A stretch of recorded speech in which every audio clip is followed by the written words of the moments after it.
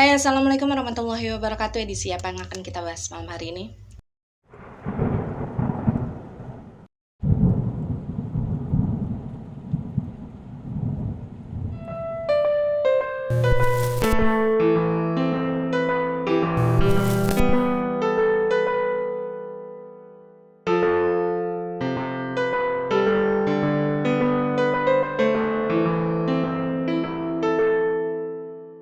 Dan malam hari ini kita masuk lagi ke dalam edisi Dongeng Malam, dan kisah yang akan kita dengarkan bersama kali ini mungkin adalah salah satu kisah yang sudah kalian tunggu, yakni bagian pertama dari kasus yang berurutan antara The John dan juga Madi. Dan pada bagian pertama kali ini saya memutuskan untuk membahas mengenai residual memorinya Adi, Siti, dan juga Eko terlebih dahulu. Karena pada dasarnya memang mereka lah residual energi pertama yang saya temui, yang pada akhirnya bisa membuat saya menggali lebih dalam lagi dari cerita ini. Dan sebelum memulai, seperti biasa, disclaimer dulu untuk kalian yang mungkin baru pertama kali menonton channel YouTube ini, bahwasanya edisi Dongeng Malam adalah edisi di mana kita akan sama-sama mendengarkan kisah dari para residual energi melalui residual memori mereka yang tertinggal. Mengenai nantinya kalian akan percaya atau tidak dengan cerita tersebut, itu sudah menjadi hak kalian. Yang terpenting adalah bagaimana caranya kita bisa saling menghargai dan juga bisa saling menebarkan energi yang positif. Dan pada bagian pertama dari kisah Adi, Siti, dan juga Eko, secara singkat saya ingin menceritakan bagaimana latar ketika saya bertemu dengan residual energi mereka.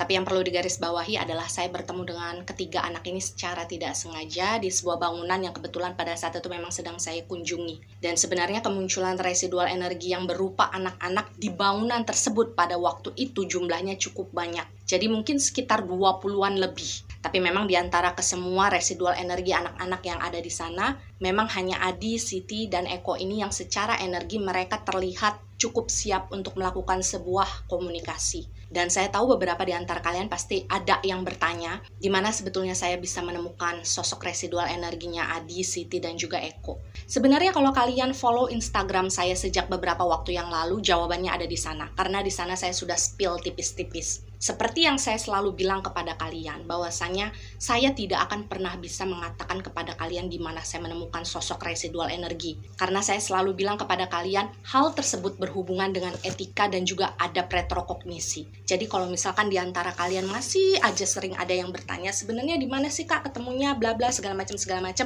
ya saya tetap tidak bisa menjawab. Jadi dalam hal ini jika kalian memang percaya dengan apa yang saya ceritakan, ya silahkan. Kemudian kalau misalkan kalian tidak percaya juga, ya saya tidak mempermasalahkan. Yang terpenting dari cerita yang saya sampaikan adalah ada sesuatu yang bermanfaat yang bisa kalian ambil sebagai pembelajaran hidup ke depannya. Dan proses saya untuk memfilter residual energi di antara Adi, Siti, dan juga Eko tidak hanya berhenti sampai di sana. Karena saya tidak mungkin melakukan komunikasi dengan mereka bertiga sementara yang lainnya ngantri di belakang gitu kan.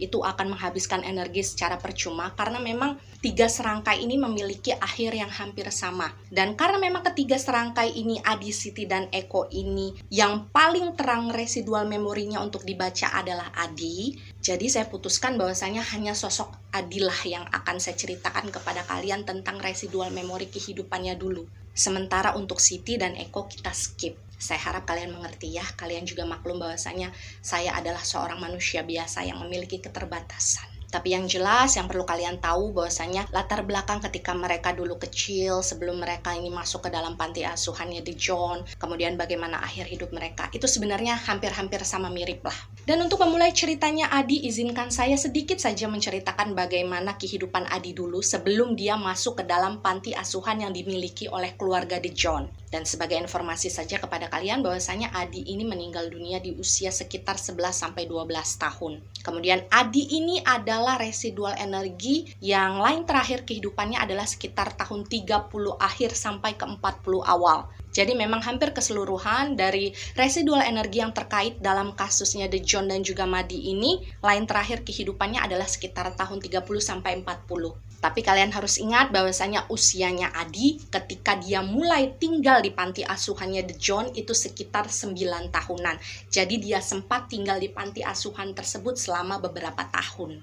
Lalu bagaimanakah kehidupan yang dijalani oleh Adi sebelum dia mencapai usia 9 tahun? Jadi apa yang terlihat dari residual memorinya Adi pada saat itu adalah, yang paling nyata terlihat ya, itu adalah masa-masa kehidupan dia ketika dia nih usianya sekitar 6-8 tahunan. Dan pada saat itu Adi ini masih tinggal bersama orang tuanya. dan juga kakak laki-lakinya. Jadi Adi ini memiliki seorang kakak. Dan bisa dibilang pada saat itu keluarganya Adi ini adalah salah satu keluarga yang lumayan sedang dicari oleh pihak Belanda. Sebetulnya saya juga tidak mengerti apa yang dilakukan oleh orang tuanya Adi pada saat itu yang sampai membuat pihak Belanda tuh kayak benar-benar musuhin beliau. Tapi kalau yang saya cerna ketika saya mencoba untuk menyusun puzzle tentang kehidupan orang tuanya Adi pada saat itu, kemungkinan besar apa yang dikerjakan oleh ayahnya Adi ini, beliau ini seperti tergabung dalam sebuah organisasi yang aktif melakukan semacam orasi gitulah ya, dari satu wilayah ke wilayah yang lain. Mungkin tujuannya adalah untuk menggerakkan hati para rakyat waktu itu untuk bisa melakukan perlawanan terhadap penjajahan. Hanya saja kan pada saat itu memang usianya Adi ini masih terlalu kecil untuk mengerti hal-hal semacam itu. Yang Adi tahu pada saat itu adalah dia dan keluarganya memang harus sering pindah dari satu tempat ke tempat yang lain, karena waktu itu keluarga mereka ini memang selalu ada yang mengejar. Jadi ibaratnya mereka nih hidup nggak bisa aman gitu di satu tempat dalam waktu yang lama. Dan untuk mempermudah cerita, kita sebut saja nama dari ayahnya Adi ini adalah Bima.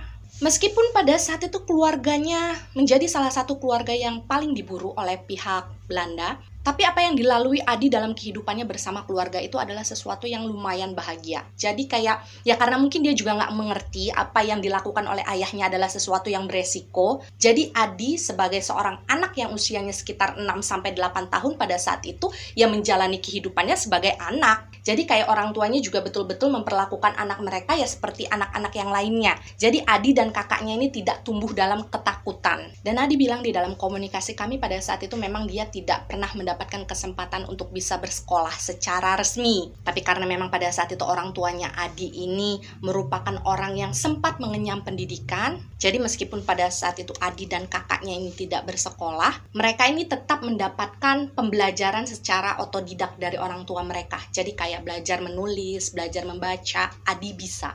Dan sampai di titik ini, jujur saya tidak terlalu jelas apakah pada saat itu usianya Adi masih 7 atau sudah 8 tahun. Karena Adi sendiri tidak terlalu ingat pada saat itu. Yang jelas di waktu tersebut terjadilah sesuatu yang memang tidak pernah Adi bayangkan sebelumnya. Jadi kronologinya pada saat itu adalah di suatu hari, Adi dan kakaknya ini disuruh tidur siang oleh orang tua mereka. Karena pada masa itu kalau kata Adi, orang tuanya memang selalu menyuruh mereka untuk tidur siang. Jadi itu adalah salah satu kegiatan yang memang pasti mereka lakukan di setiap harinya. Dan pada saat itu mungkin sekitar jam 1 atau jam 2 siang lah. Dan pada saat itu memang Adi ini masih tidur satu kamar dengan kakaknya yang laki-laki. Jadi mereka berdua ini tidur siang bareng ya di siang hari tersebut. Dan ketika sedang tidur itulah kemudian Adi ini mendengar kayak ada suara berisik-berisik yang berasal dari luar kamarnya. Dan berbeda dengan Adi, kalau Adi ini ibaratnya kayak light sleeper, dia gampang kebangun kalau misalkan ada suara gitu ya. Sementara kalau kakaknya Adi ini agak susah untuk dibangunkan, meskipun di luar ini suaranya berisik. Dan yang harus kalian tahu bahwasanya pada saat itu mereka ini sudah tinggal di sebuah rumah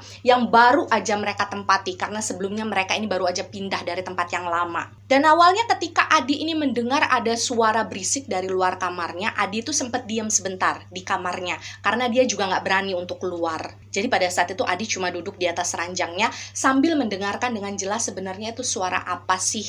Dan tidak lama kemudian ketika Adi ini seperti mendengar suara ayah dan ibunya nih kayak teriak-teriak gitulah ya. Pada saat itulah Adi ini kayak mulai ngerasa cemas. Jadi waktu itu Adi turun dari ranjangnya, kemudian dia berjalan menuju pintu, tapi pada saat itu hal yang dilakukan oleh Adi adalah mengintip dulu nih dari lubang pintu, karena dia ingin memastikan keadaan apa yang sedang terjadi. Jadi asal kalian tahu saja, meskipun pada saat itu usianya Adi ini masih kecil ya, tapi keadaan, situasi yang dimiliki oleh keluarganya pada saat itu seperti sudah melatih Adi untuk menjadi lebih hati-hati terhadap situasi yang sedang terjadi. Karena ayah dan ibunya ini sering dikejar-kejar orang gitu kan. Karena mungkin pada saat itu Adi juga sering menyaksikan bagaimana orang tuanya dikejar sama orang gitu kan ya. Akhirnya Adi ini cenderung lebih pintar untuk memperhatikan keadaan gitu loh. Untuk memutuskan kira-kira dia keluar atau enggak gitu dalam keadaan tertentu. Dan pada saat itu Adi ini memutuskan untuk mengintip terlebih dahulu karena dia selalu ingat pesan dari ayahnya. Semisal sewaktu-waktu dia mendengar ada suara ribut-ribut, Adi atau kakaknya tuh nggak boleh langsung keluar.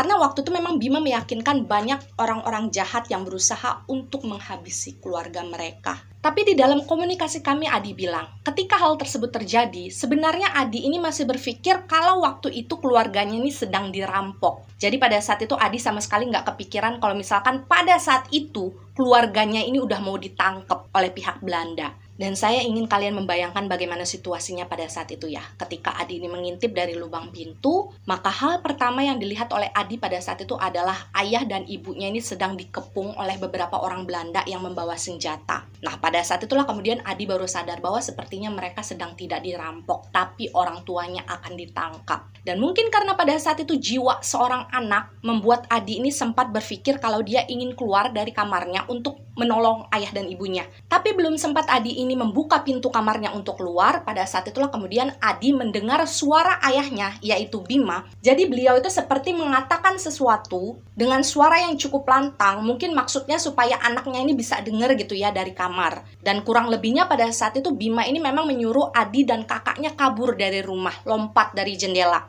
Dan semisal nanti ayah dan ibunya ini urusannya sudah selesai, mereka akan pergi menyusul anak-anaknya. Dan seperti yang saya bilang sebelumnya, bahwasanya Adi sudah terbiasa dengan kondisi seperti itu. Pada akhirnya ketika dia merasa sudah mendapatkan pesan dari orang tuanya, ya Adi menjalankan perintah tersebut. Jadi dia nggak jadi nih keluar dari kamarnya. Dia kemudian berputar balik dari arah pintu kan. Dan waktu itu hal yang sempat dilakukan oleh Adi sebelum kabur adalah membangunkan kakak laki-lakinya. Karena pada saat itu kakaknya sama sekali nggak bangun meskipun suara di luar kamar mereka itu sangat berisik. Dan yang perlu digarisbawahi di sini adalah dalam komunikasi kami pada saat itu Adi masih percaya kalau ayahnya akan menepati janji. Bahwasanya setelah urusan mereka nanti selesai dengan orang-orang Belanda itu kan, mereka nantinya akan menyusul Adi dan juga kakaknya. Dan waktu itu kalian bayangkan, postur tubuhnya Adi dan juga postur tubuh kakak laki-lakinya itu lumayan berbeda. Jadi kalau Adi ini kan anaknya kurus tinggi, sementara kalau kakak laki-lakinya ini lumayan berisi.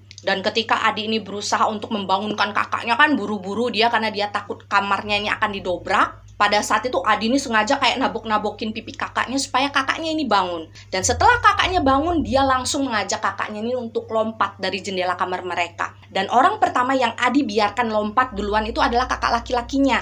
Karena dia tahu dengan postur tubuh kakaknya itu pasti akan sulit kalau misalkan dia harus mengangkat kaki dan lompat dengan mandiri. Jadi pada saat itu Adi berusaha untuk mendorong bagian belakangnya gitu kan, diangkat sama dia supaya kakaknya ini kakinya bisa naik dari jendela. Bahkan pada saat itu saking Adi ini pengen buru-buru kan, dia lama banget ngeliat kakaknya kok nggak bisa lompat-lompat gitu kan. Pada akhirnya waktu itu ketika tubuh kakaknya Adi ini sudah nyangkut gitu di jendela gitu ya, posisinya udah agak tungkurep gitu, akhirnya didoronglah sama Adi supaya kakaknya itu bisa keluar dari jendela tersebut. Dan kalian bisa bayangkan pada saat itu tubuh dari kakak laki-lakinya Adi itu sempat berguling beberapa kali di atas tanah. Dan setelah melihat kakaknya keluar dari jendela tersebut, pada akhirnya Adi yang langsung melompat dari jendela itu. Dan satu informasi yang ingin saya berikan kepada kalian. Saya nggak tahu apakah Bima juga melakukan hal tersebut di rumah lamanya mereka. Tapi yang jelas di rumah itu, Adi bilang, setiap kali mereka pindah ke sebuah rumah, pasti ayahnya ini akan membuatkan kayak semacam jalanan setapak rahasia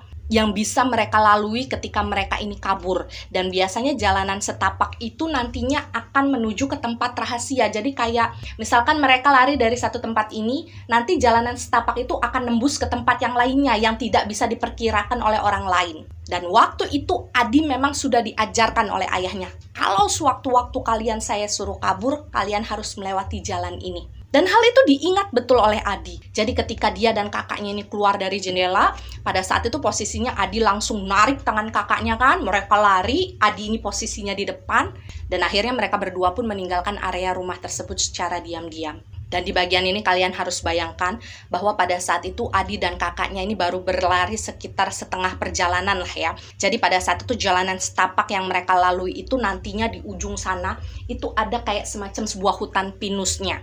Nah, mereka itu belum sampai ke area hutan pinus tersebut, jadi mereka masih setengah jalan.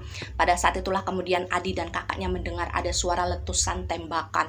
Jadi pada saat itu mereka sempat berhenti sebentar karena kaget. Dan waktu itu Adi bilang dia sempat mengira bahwasanya suara tembakan tersebut adalah tembakan yang diarahkan kepada dirinya atau kakak laki-lakinya.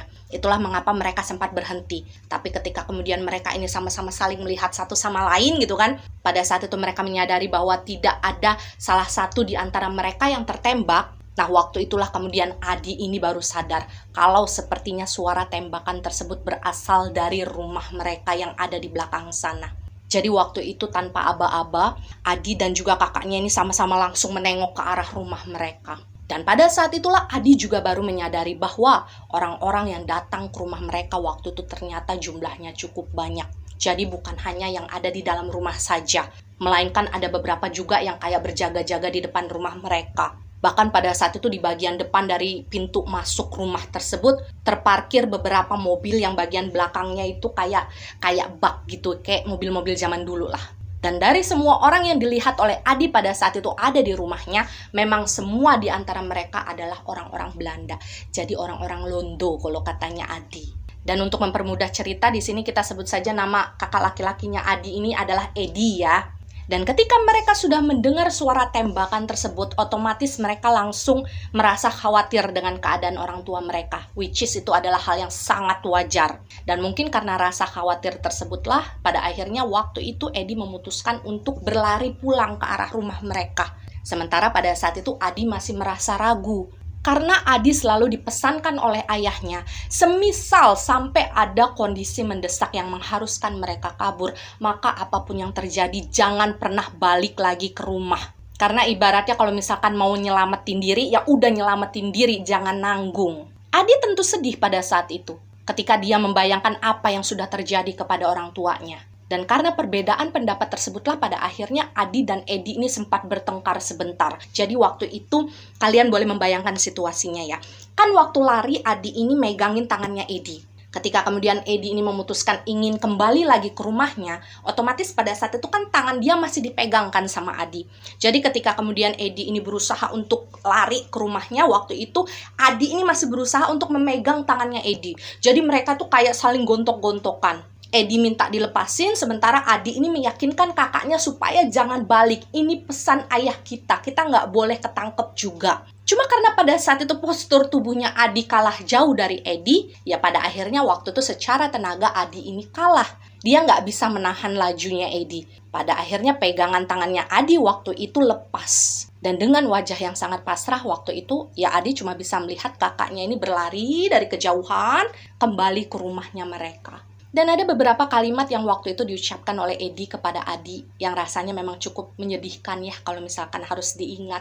Bahwa waktu itu Edi ini mengecap Adi sebagai seorang anak yang durhaka, anak yang mementingkan kepentingannya sendiri, nggak mau nolongin orang tua. Bahkan pada saat itu Edi juga sempat membentak Adi, dia nyuruh Adi ini untuk, udah lari aja sana kalau mau lari sendirian, gak usah sama keluarga. Dan waktu itu Adi sempat nangis. Karena dia ngerasa sedih aja, kenapa sih Edi kok salah paham sama saya? Padahal kan ini pesan dari orang tua kita. Cuma ya karena waktu itu memang kondisinya sudah chaos, Adi juga tidak memiliki kesempatan dan waktu untuk menjelaskan segala sesuatunya. Ya pada akhirnya Adi hanya memasrahkan segala takdirnya kepada Tuhan. Adi pun membiarkan Edi untuk berlari menuju jalan yang dia pilih.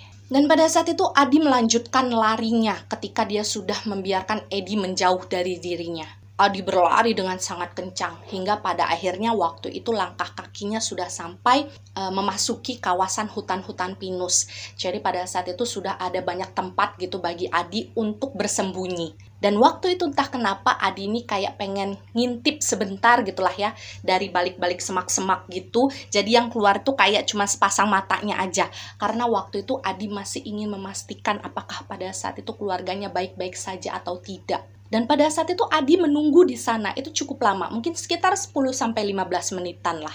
Dan kata Adi, ketika dia mengintip di semak-semak tersebut, kemudian perlahan tapi pasti dia mulai tidak lagi mendengar suara teriakan-teriakan dari orang tuanya. Sebetulnya pada saat itu perasaan Adi ini udah gak enak, tapi dia tetap bertahan di sana karena dia ingin memastikan saja.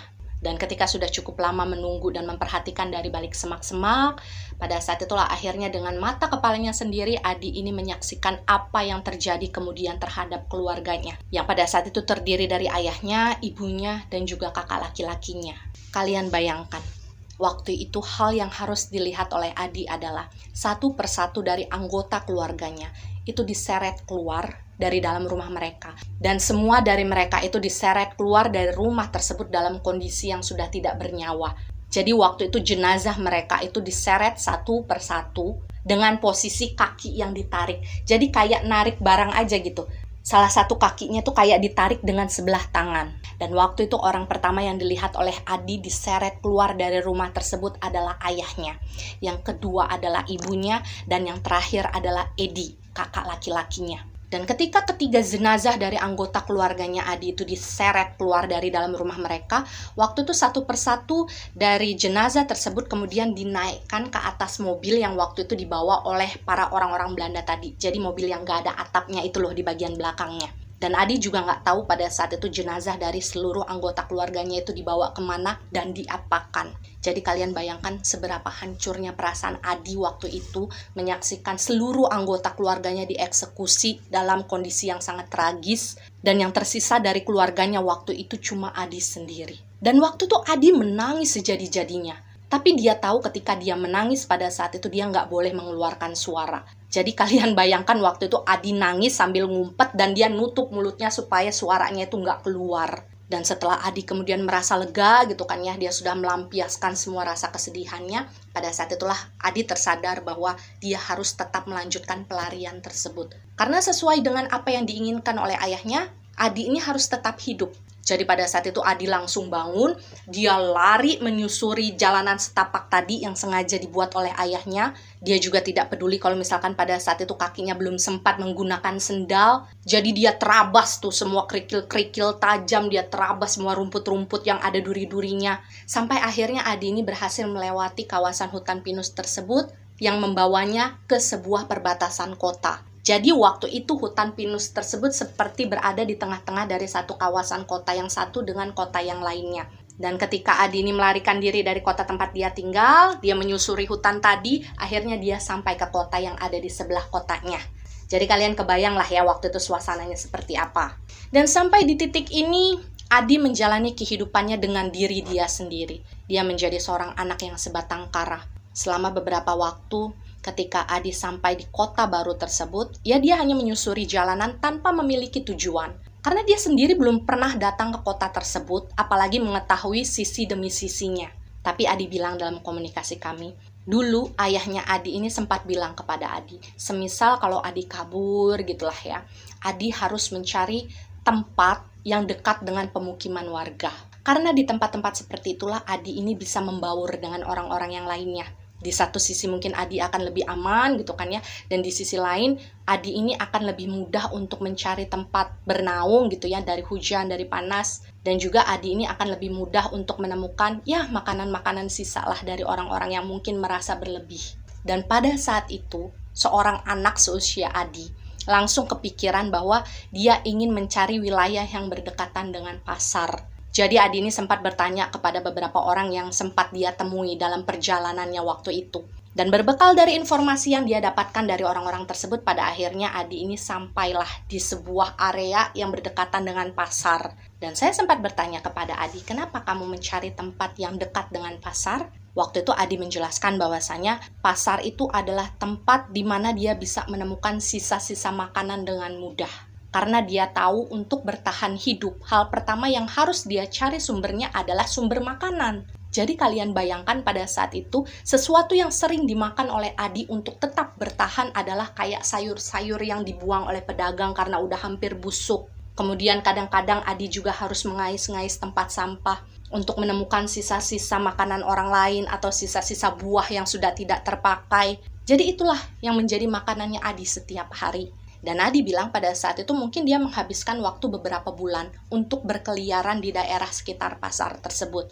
Dan yang namanya manusia kan kadang-kadang Adi ini pengenlah sesekali makan makanan yang layak. Nah, setiap kali Adi ini ingin makan sesuatu yang lebih enak dari biasanya, Adi ini akan berkeliling dari satu rumah ke rumah yang lain untuk menawarkan jasanya membuang sampah. Jadi Adi ini dengan sangat rajin dia akan ngumpulin sampah di rumah seseorang yang menyewa jasanya misalkan pada saat itu.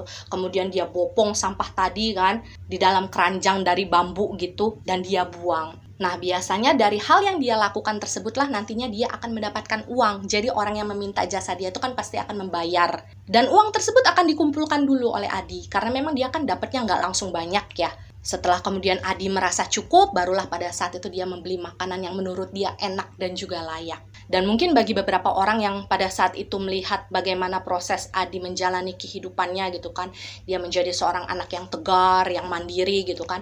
Sebetulnya jauh di dalam hatinya Adi, dia mengalami rasa trauma yang cukup dalam. Dia kayak punya rasa ketakutan tersendiri, jadi kayak panic attack gitu. Setiap kali dia melihat ada seseorang yang berjalan menghampiri dia.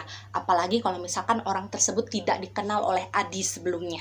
Padahal bisa saja orang yang sedang datang menghampiri Adi pada saat itu ya niatnya sebenarnya baik gitu. Cuma Adinya yang udah terlalu parno duluan. Dan Adi sendiri bilang, gak tahu kenapa semenjak kejadian tragis yang terjadi di rumahnya beberapa waktu sebelumnya, Adi ini seperti memiliki prasangka terhadap orang-orang yang datang kepadanya. Jadi di dalam bayangan dia tuh seolah-olah orang yang datang ke arahnya dia, yang sedang menghampiri dia, itu sebenarnya mereka membawa senjata yang mereka sembunyikan di belakang punggungnya mereka. Itulah yang kemudian membuat Adi ini sering merasa ketakutan sendiri. Dan seperti itulah secara singkat gambaran kehidupan yang sempat dijalani oleh Adi setelah pelarian yang dia lakukan dari rumahnya. Dan pada bagian ini saya akan mulai menceritakan proses ketika Adi kemudian bertemu dengan sosok bernama Dejon. Dan satu hal yang harus kalian ketahui adalah sebenarnya kesan pertama yang diberikan oleh Adi ketika dia bertemu dengan Dejon, dengan Mary, dengan Berta dan Bertie itu adalah sesuatu yang tidak terlalu baik. Kenapa seperti itu? Jadi saya ceritakan kronologinya seperti ini ya.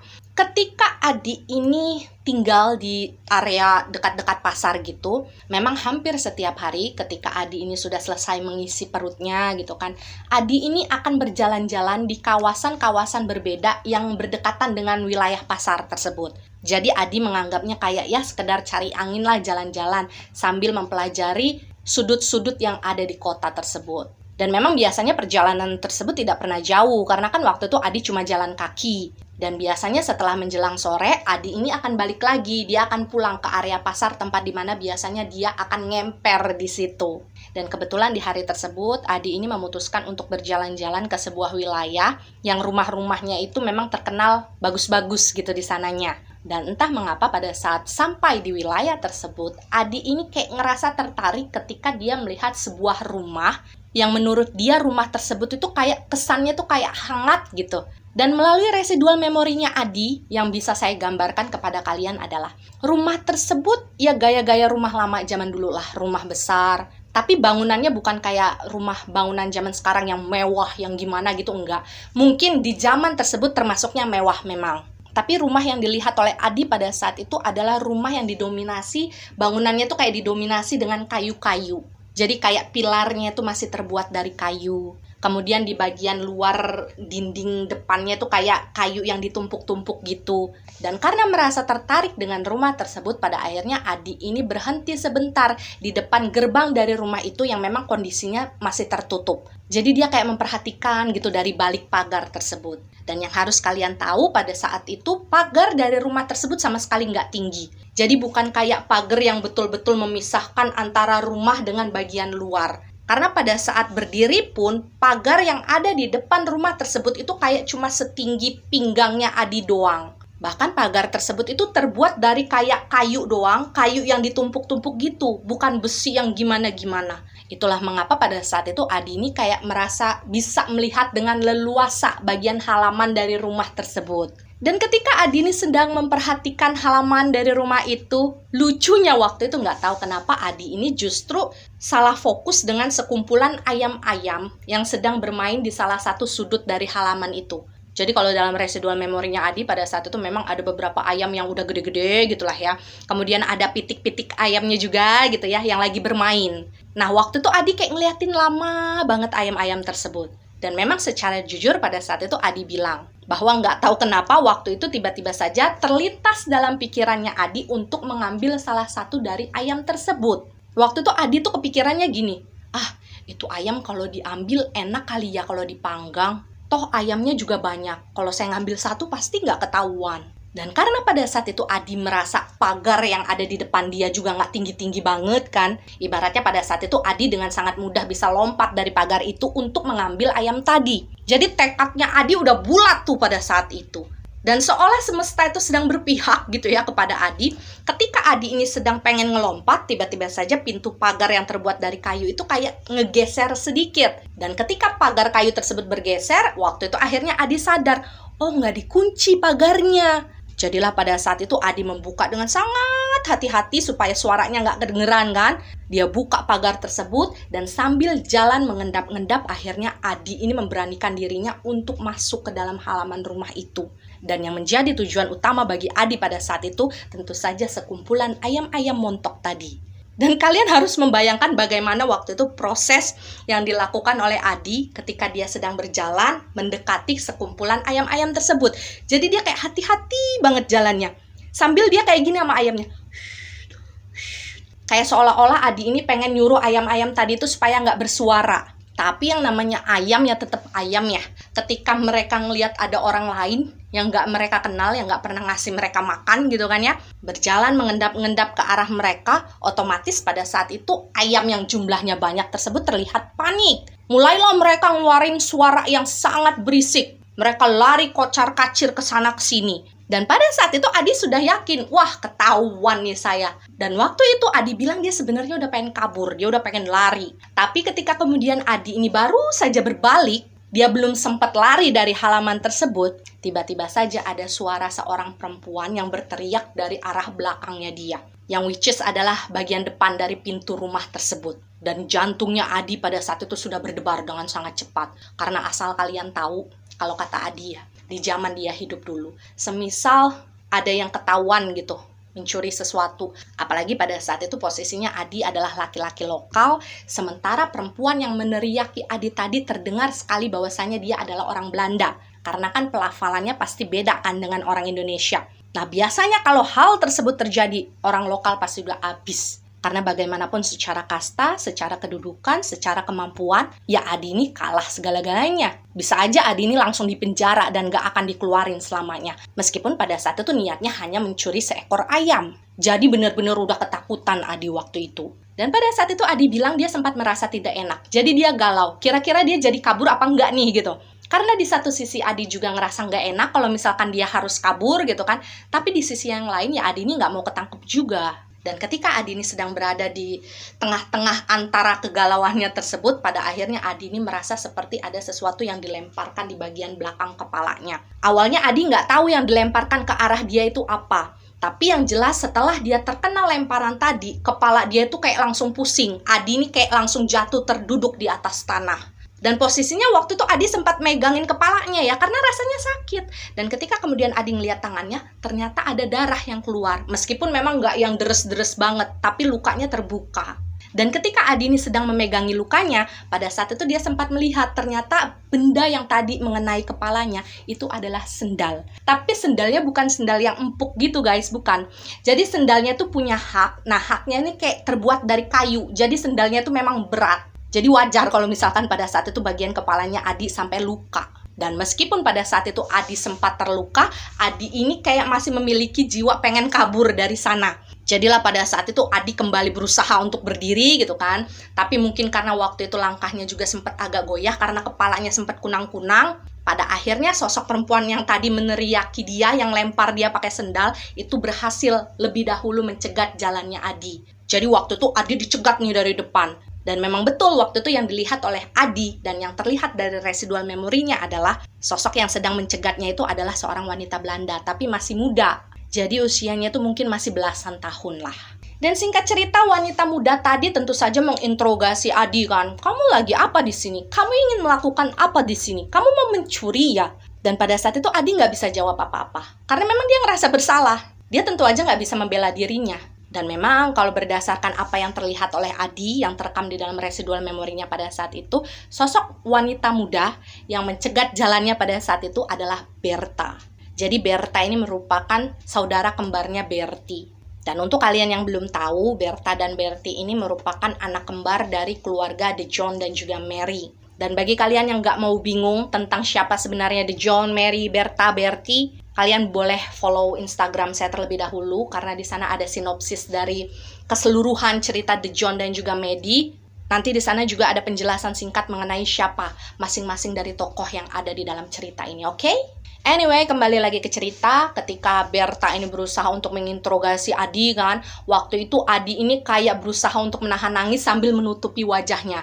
Karena waktu itu Adi bilang dia malu. Dan memang waktu itu cara Berta menginterogasi Adi itu agak lumayan brutal juga ya. Jadi mungkin karena pada saat itu postur badannya Adi ini agak lebih pendek dari Berta. Jadi Berta ini kayak gampang banget mengguncang-guncang badannya Adi supaya Adi ini mau ngomong, mau ngaku. Dan di dalam proses tersebutlah pada akhirnya keluar sepasang suami istri dari rumah tersebut.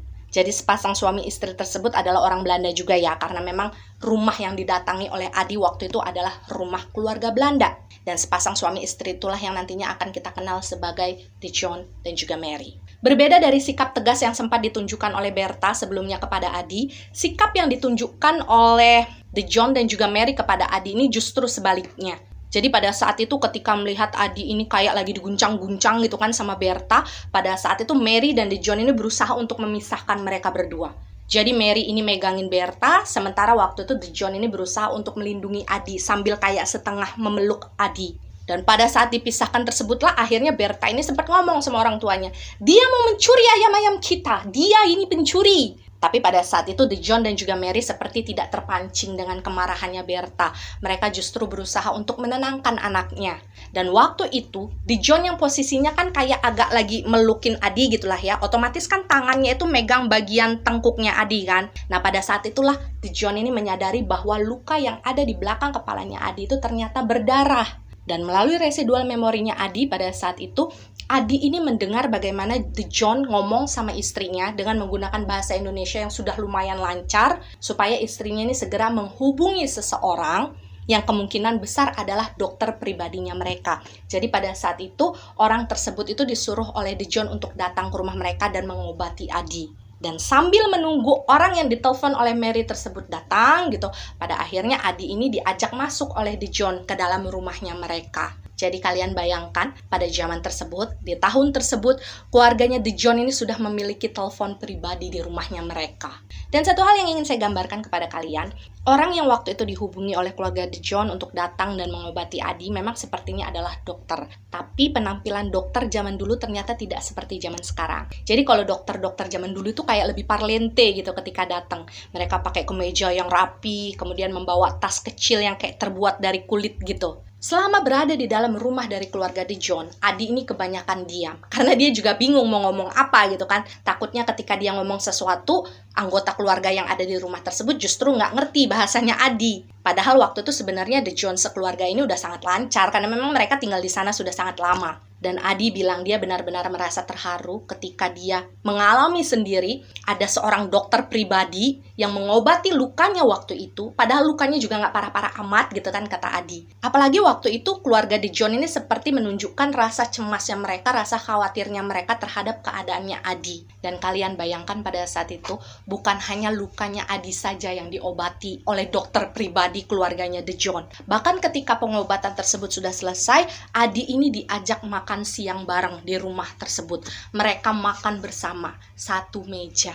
Dan pada saat itu Adi bilang kalau misalkan Berta dan juga Berti gitulah ya, sudah bisa bersikap lebih bersahabat dengan Adi. Karena memang mereka sudah dinasehati oleh The John dan juga Mary sebelumnya. Dan pada saat itu adalah kali pertama Adi bertemu dengan kembarannya Berta. Jadi itu untuk pertama kalinya Adi ini tahu bahwasanya keluarga The John ini memiliki anak kembar. Dan selama makan siang tersebutlah memang terjadi beberapa pembicaraan gitulah ya yang terjadi antara Adi dan juga The John. Pada saat itu The John ini ya bertanya kepada Adi, namanya siapa, kamu tinggal di mana. Tapi yang perlu kalian ingat, pada saat itu tidak pernah keluar dari mulutnya The John ataupun Mary kalimat-kalimat mereka yang mempertanyakan apakah betul pada saat tadi Adi ini sedang berusaha untuk mencuri sesuatu dari rumah mereka atau tidak.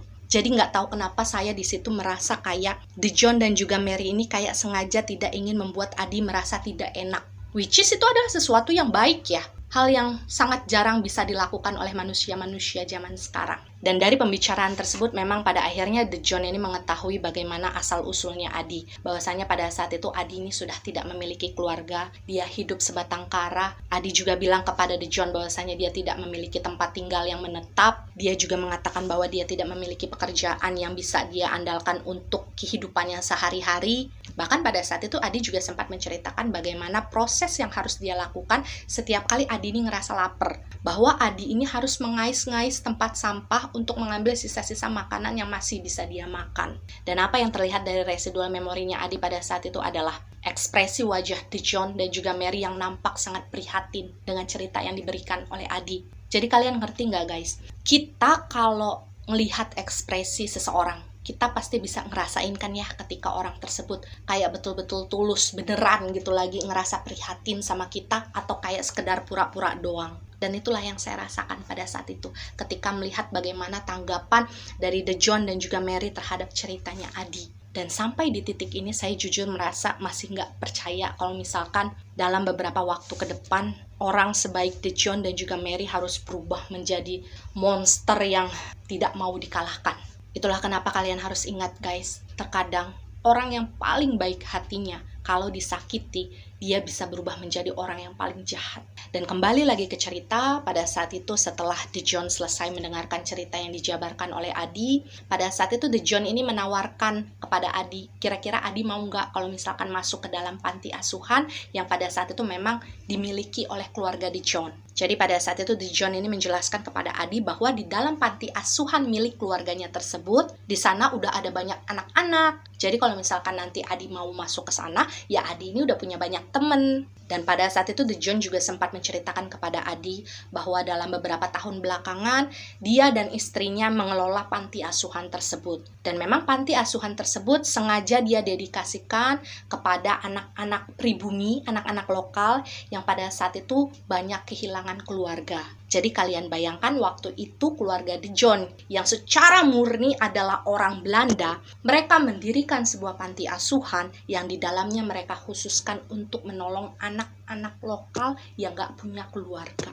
Diberi tempat tinggal, diberi makan, diurus di sana dengan sangat baik. Dan kedatangan The John ke Indonesia pada saat itu memang gak ada sangkut pautnya sama sekali dengan penjajahan yang dilakukan oleh pihak Belanda kepada Indonesia. Jadi saya spill sedikit aja, karena lengkapnya nanti kalian bisa saksikan di bagian ceritanya The John dan juga Mary, bahwasanya pada saat datang ke Indonesia, The John ini memang memiliki kayak semacam usaha lah gitu ya. Dan waktu itu mungkin dia merasa bahwasanya pasar yang ada di Indonesia ini menjadi salah satu yang menjanjikan untuk usahanya. Itulah kenapa kemudian The John ini datang ke Indonesia. Kemudian The John ini bertemu dengan Mary di Indonesia, mereka menikah dan lahirlah Berta dan juga Bertie. Dan waktu itu pembicaraan yang terjalin di antara Adi, The John, dan juga Mary ini benar-benar akrab. Apa ya, mereka tuh kayak seolah-olah udah kenal sebelumnya gitu. Karena saking ramah dan hangatnya The John juga istrinya. Bahkan pada saat itu yang terasa adalah Adi ini kayak minder. Dia kayak ngerasa nggak enak karena diperlakukan terlalu baik. Dan Adi bilang ketika dia ditawarkan oleh The John untuk masuk ke dalam panti asuhan milik keluarganya, pada saat itu jujur Adi masih merasa ragu. Karena memang pada saat itu, ya kalian tahu sendiri, Adi ini posisinya masih trauma dengan orang-orang bule, orang-orang Belanda. Dia masih belum bisa percaya sepenuhnya gitu sama orang-orang Belanda. Jadi waktu itu, meskipun tawarannya itu sangat menggiurkan bagi Adi, Adi ini sempat menolak. Dan waktu itu Adi memberikan alasan kepada The John bahwa dia lebih suka menjalani kehidupannya dengan bebas. Dan waktu itu The John sama sekali tidak terlihat ingin memaksakan keinginannya ya. Ibaratnya, ya sudah nggak apa-apa, yang penting kan saya sudah menawarkan hal yang baik sama kamu. Semisal kamu tidak mau terima ya tidak apa-apa. Cuma waktu itu memang The John ini sempat menitipkan pesan kepada Adi sebelum Adi ini pergi dari rumah mereka gitulah ya. Semisal di suatu hari nanti Adi ini berubah pikiran gitu, Adi mau tinggal di panti asuhan milik keluarganya The John ini membuka kedua tangannya. Dan satu hal yang harus digarisbawahi di sini adalah selama pembicaraan tersebut terjadi, Adi memang tidak mau menceritakan tentang masa lalu keluarganya kepada keluarga The John, tentang orang tua dan kakak laki-lakinya yang dieksekusi secara kejam oleh orang-orang Belanda. Ibaratnya pada saat itu Adi ini pengen menyimpan kisah kelam masa lalunya tersebut rapat-rapat. Dan di titik ini Adi kembali menjalani kehidupannya sesuai dengan yang dia inginkan. Dia hidup sebatang kara, luntang-lantung kesana kesini. Untuk makan dia masih harus mengais-ngais tempat sampah yang ada di pasar. Supaya bisa mendapatkan uang, dia harus bekerja keliling dari rumah ke rumah untuk menawarkan jasanya membuang sampah. Dan selama proses tersebut terjadi, nggak tahu kenapa Adi bilang, waktu itu dia ngerasa kayak tidak bisa melupakan kehangatan dan keramahan yang sempat diberikan oleh keluarga De Jong kepada dia. Jadi ibaratnya, meskipun pada saat itu momen yang terjadi di antara dia dan keluarga De Jong di rumah tersebut nggak lama, tapi kebaikan itu kayak membekas gitu loh di hatinya Adi. Dan dia jadi suka kepikiran. Ada masa-masa di mana Adi ini kemudian membayangkan makanan-makanan enak yang sempat disajikan oleh Mary kan waktu itu untuk Adi ketika mereka ini sedang makan siang bersama. Dan pada saat itu Adi ini berpikir, wah kalau misalkan saya bisa makan makanan enak seperti itu setiap hari, pasti menyenangkan ya. Ya meskipun lauknya juga nggak harus itu-itu terus, tapi setidaknya untuk makan, untuk ngisi perutnya gitu ya sehari gitu. Setidaknya Adi ini nggak perlu melakukan sesuatu yang berat, mengais-ngais tempat sampah misalnya. Jadi pada saat itu ketika hati Adi ini dilanda dengan kegalauan kan, pada akhirnya waktu itu sempat ada beberapa hari lah Adi ini gak mau ngapa-ngapain, gak mau pergi kemana-mana. Adi ini cuma duduk aja di salah satu pojokan toko yang memang biasanya selalu menjadi tempat Adi untuk ngemper, untuk istirahat ketika dia pengen tidur. Dan pada saat itulah Adi mulai kembali mempertimbangkan tawaran yang pernah diberikan oleh keluarga De Jong kepada dia. Pada saat itu nggak tahu kenapa, tiba-tiba saja baru kepikiran oleh Adi, semisal dia tinggal di panti asuhan, pasti kehidupannya akan berjalan dengan lebih tenang. Dia nggak perlu keliling ke sana ke sini lagi sampai nunggu toko tersebut tutup baru dia bisa datang kemudian tidur di depannya. Dia nggak perlu rebutan lagi dengan preman-preman yang ada di sekitar pasar untuk mendapatkan makanan. Pada saat itu Adi juga berpikir, pasti rasanya sangat menyenangkan kalau misalkan Adi memiliki teman-teman baru yang pada saat itu sudah tinggal terlebih dahulu di panti asuhan tersebut. Karena kan selama dia berkeliaran sebatang kara, Adi ini sama sekali nggak pernah berteman dengan siapapun. Dia nggak punya waktu untuk itu. Dan setelah Adi ini memikirkan segala sesuatunya selama beberapa hari, pada saat itu semakin dipikirin, akhirnya Adi ini kayak semakin yakin dengan keputusannya. Hingga kemudian mungkin sekitar ya jarak semingguan lah ya dari pertemuan pertama Adi dengan keluarga De Jong.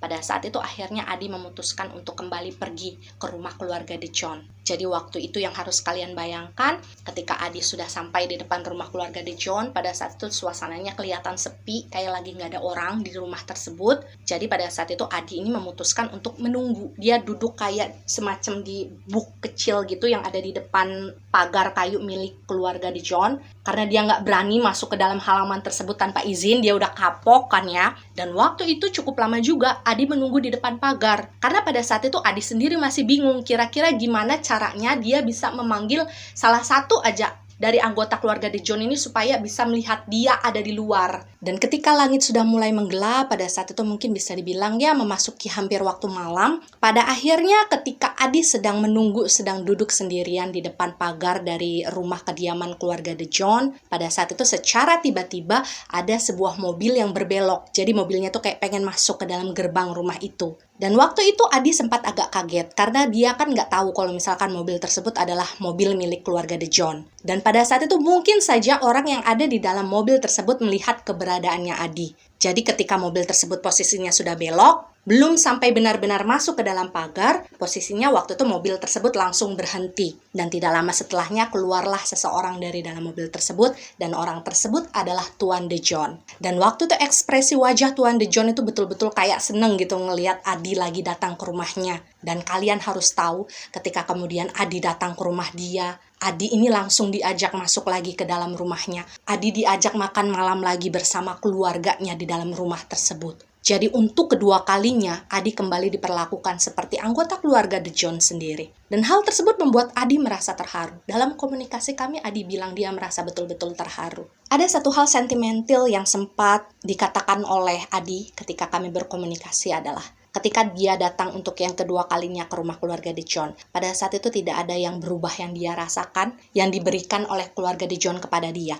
Baik itu dari Tuan John, dari Mary, dari Berta, ataupun dari Bertie. Semuanya sama-sama baik. Makanan yang diberikan kepada Adi semuanya sama-sama enak. Suasananya sama-sama hangat. Bahkan pada saat itu ketika Adi ini sedang makan malam bersama dengan keluarga De Jong, Adi ini sempat kayak bengong sebentar sambil ngeliatin Bertha dan Bertie yang lagi main lari-larian. Jadi pada saat itu Adi ini kayak merasakan sebuah keluarga yang sudah lama hilang dari kehidupannya dia. Dan hal yang paling membuat Adi ini kayak ngerasa sangat terharu waktu itu adalah, kalian pasti bisa bayangkan bagaimana penampilan Adi waktu itu. Seseorang yang keluyuran, kesana kemari nggak ada tujuan, tidur di tempat sembarangan, yang mungkin ketemu air bersih pun jarang gitulah ya. Jadi secara penampilan pada saat itu bisa dikatakan ya Adi ini lumayan kucel. Tapi pada saat itu tidak ada salah satu pun anggota keluarga De Jong yang seperti menunjukkan sikap mereka yang jijik atau bagaimana terhadap dirinya Adi. Dan akhirnya ketika mereka sedang makan malam tersebut, di tengah-tengah prosesnya ya, Adi ini mengungkapkan perasaannya kepada Tuan De Jong dan juga kepada Mary. Bahwa pada saat itu dia bersedia untuk masuk ke dalam panti asuhan milik keluarganya De Jong. Dan memang ekspresi yang ditunjukkan oleh De Jong maupun Mary ketika dia sudah mendengar keinginannya Adi waktu itu, yang ditunjukkan melalui residual memorinya Adi ya, sama sekali tidak terlihat ada keterkejutan di wajahnya De Jong maupun Mary. Jadi kayak seolah mereka memang sudah tahu bahwa nanti pada akhirnya ya Adi pasti akan datang lagi ke mereka dan Adi akan bersedia untuk tinggal di panti asuhannya mereka. Dan selesai makan malam, pada saat itu untuk pertama kalinya Adi ini diajak Bertha dan Bertie untuk bergabung, bermain bersama mereka. Dan kayaknya sih pada saat itu mereka bertiga ini kayak main petak umpet gitu loh di dalam rumah keluarga De Jong. Singkat cerita, karena waktu itu memang sudah malam kan, pada akhirnya De Jong ini bilang kepada Adi, kamu gak usah pergi dari rumah ini, kamu nginep aja dulu semalam di sini. Dan tentu saja pada saat itu Adi menurut. Barulah di keesokan harinya, Tuan De Jong sendiri yang pergi mengantarkan Adi menuju ke panti asuhan milik keluarganya. Jadi waktu itu yang nganterin Adi memang cuma De Jong, sementara Mary itu tetap ada di rumah karena dia kan harus ngurusin anak-anaknya ya. Tapi meskipun begitu, ketika kemudian Adi ini masuk ke dalam mobilnya Tuan De Jong gitu ya, dia udah mau pergi, Mary ini masih menyempatkan diri untuk berdiri di teras sambil melambaikan tangan kepada Adi. Dan sesampainya di panti asuhan milik keluarga De Jong, pada saat itu Adi cukup merasa terpana. Karena mungkin pada saat itu menurut Adi, dia jarang sekali mendatangi sebuah bangunan properti milik seseorang yang luasnya sebegitu luas. Jadi kalian bayangkan pada saat itu rumah keluarga De Jong aja, yang rumah pribadi mereka ya, yang mereka tinggali, itu udah luas. Dan ketika Adi kemudian datang ke panti asuhan tersebut, melalui residual memorinya yang terlihat adalah luas dari panti asuhan tersebut bisa dibilang mungkin sekitar 3-4 kali lipat dari rumah pribadinya De Jong. Dan kalau bangunannya saja sudah luas, tentu saja halamannya juga luas. Tapi yang paling menarik perhatian saya pada saat itu ketika memperhatikan bangunan panti asuhan tersebut melalui residual memorinya Adi ya. Jadi di bagian luar dari panti asuhan tersebut nggak dicat. Jadi kayak batu bata biasa, tapi bukan batu bata, ngerti nggak sih? Jadi batu bata, tapi di pelitur sedemikian rupa, jadi kelihatan glossy. Jadi estetiknya itu ada. Dan di sini saya ingin spill tipis-tipis lagi buat kalian semua, karena lengkapnya nanti ada di bagian cerita De Jong dan juga Mary ya. Bahwasanya panti asuhan tersebut awalnya merupakan bangunan rumah. Bangunan rumah yang dimiliki oleh, katakanlah mungkin keluarga tetuanya De Jong lah ya. Rumah tersebut tidak terpakai, pada akhirnya dibangunlah, disulap menjadi sebuah panti asuhan. Itulah kenapa bangunan dari panti asuhan tersebut memang terlihat seperti rumah.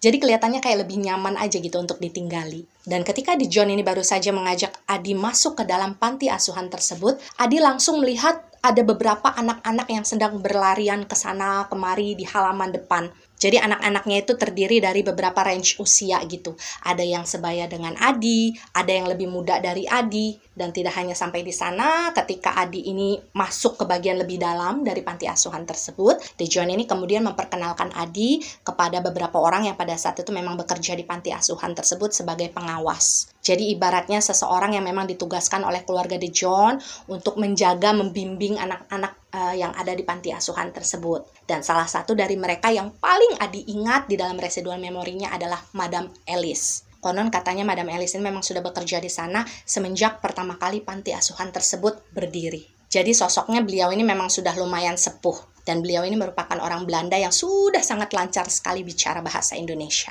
Dan setelah beberapa saat, De Jong ini membawa Adi mengitari keseluruhan bagian dari bangunan panti asuhan tersebut. Di bagian agak belakang, pada saat itu akhirnya De Jong ini memperkenalkan Adi kepada seseorang yang konon katanya orang tersebut bekerja sebagai yang bebersih lah di panti asuhan tersebut. Jadi kalau misalkan ada rumput-rumput yang tinggi, orang tersebut yang yang rapihin. Kalau misalkan ada genteng yang bocor, orang tersebut yang benerin. Dan orang tersebut bernama Pak Matin. Dan sebagai informasi saja untuk kalian yang mungkin belum sempat membaca sinopsis yang sempat saya posting di Instagram saya, bahwasanya Pak Matin ini akan menjadi salah satu residual energi yang berkait dengan cerita De Jong dan juga Madi. Dan nantinya akan ada bagian dari kisahnya beliau juga di rentetan kasus dari De Jong dan juga Madi. Jadi kalian harus tetap stay tune sampai nanti kisah dari De Jong dan juga Madi ini selesai. Dan kesan pertama yang pada saat itu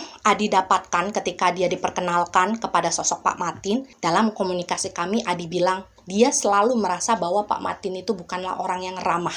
Padahal waktu itu Pak Matin ini adalah satu-satunya orang Indonesia asli yang bekerja di panti asuhan tersebut. Karena Adi mikirnya gini ya, anak-anak yang ada di panti asuhan tersebut kan anak Indonesia. Seharusnya Pak Matin ini kan menjadi salah satu orang yang paling ramah dong di situ. Karena otomatis mereka kan satu keluarga negaraan gitu. Tapi justru sikap yang sebaliknya itu ditunjukkan oleh Pak Matin. Jadi Pak Matin ini tipe-tipe orang yang gak gampang senyum, gak gampang basa-basi. Mukanya tuh kayak muka-muka jutek. Tapi pada saat itu Adi cuma berusaha untuk berpikir gampang aja lah gitu ya. Nggak perlu diambil pusing. Toh dia juga jarang bersinggungan dengan Pak Matin. Jarang berinteraksi juga. Karena tempat mereka kan berbeda. Jadi waktu itu Adi sama sekali tidak mau ambil pusing dengan bagaimana sikap yang ditunjukkan oleh Pak Matin kepada dia dan juga anak-anak yang lain. Long to short, Adi mengatakan bahwa dia mengalami masa-masa terbaik di dalam kehidupannya ketika dia tinggal di panti asuhan tersebut. Pelan tapi pasti rasa trauma Adi terhadap orang-orang bule, orang-orang Belanda gitu kan ya, itu kayak hilang pelan-pelan. Karena ketika dia tinggal di sana, segala sesuatu yang dia bayangkan tentang orang-orang Belanda itu jahat, orang-orang Belanda itu kejam, itu kayak pelan-pelan tergantikan dengan apa yang dia saksikan sehari-hari. Seperti Madame Alice, seperti Tuan De Jong, Mary, Berta, Bertie yang sering datang ke panti asuhan, melakukan banyak kebaikan, mengakrabkan diri dengan Adi dan juga anak-anak lainnya yang ada di panti asuhan tersebut. Hal-hal tersebut membuat Adi percaya bahwasanya nggak semua orang Belanda kok jahat. Dan memang bisa dibilang ketika Adi ini perlahan sembuh dari rasa traumanya, dia nggak lagi mengalami panic attack. Pada saat itulah Adi ini mulai menunjukkan kepribadiannya yang asli sebagai seseorang yang memang ramah. Jadi waktu itu mulai banyak temen nih Adi di panti asuhan tersebut. Dan di panti asuhan itulah pada akhirnya Adi bertemu dengan sosok Siti dan juga Eko. Mereka berkenalan, mereka ngobrol, hingga lama-kelamaan mereka bertiga ini kayak semakin akrab karena ngerasa mereka ini cocok. Background keluarga mereka juga hampir sama. Cara mereka kehilangan keluarga mereka itu kayak mirip. Dan karena kedekatan mereka bertiga pada saat itu, mereka bertiga ini ibaratnya kayak dikenal sebagai 3 serangkai lah di panti asuhan tersebut. Di mana ada Adi, di situ pasti ada Siti dan juga Eko. Dan di dalam komunikasi kami, waktu itu Adi selalu merasa bahwasannya keluarga De Jong, terutama Tuan De Jong dan juga Mary ya, mereka berdua ini adalah sosok malaikat yang hadir dalam bentuk manusia. Karena bagi Adi, mereka ini bukan hanya sebagai pemilik panti asuhan saja, tapi mereka betul-betul peduli dengan anak-anak yang tinggal di sana. Jadi dalam 1 minggu, itu hampir setiap hari mereka pasti akan menyempatkan diri untuk datang, untuk menjenguk anak-anak yang ada di sana. Dan kalau menjenguk itu bukan hanya sekedar datang, ngerjain sesuatu di kantor mereka yang ada di panti asuhan tersebut, kemudian pulang. Enggak seperti itu. Jadi pasti De Jong dan juga Mary ini akan menyempatkan waktunya untuk berinteraksi dengan anak-anak yang ada di panti tersebut, kemudian kayak melakukan ngobrol-ngobrol kecil dengan mereka. Bahkan sesekali dalam sebulan itu pasti, kata Adi, keluarga De Jong ini akan mengadakan kayak semacam lomba kecil-kecilan yang nanti akan ada hadiahnya. Jadi memang banyak sekali kenangan-kenangan indah yang disimpan oleh Adi di dalam pikiran dan di dalam hatinya juga tentang bagaimana baiknya keluarga De Jong pada waktu itu. Dan hal yang paling disukai oleh Adi ketika dia tinggal di panti asuhan tersebut adalah minimal seminggu sekali Mary itu pasti datang ke panti asuhan untuk membawakan makanan yang dia buat sendiri. Jadi pada saat itu Mary ini seperti sengaja memasak makanan dalam jumlah yang banyak gitu kan ya. Dia masaknya di rumah pribadi dia nih. Kemudian dia bawakan ke panti asuhan asuhan tersebut, lalu dia bagikan kepada anak-anak yang ada di sana.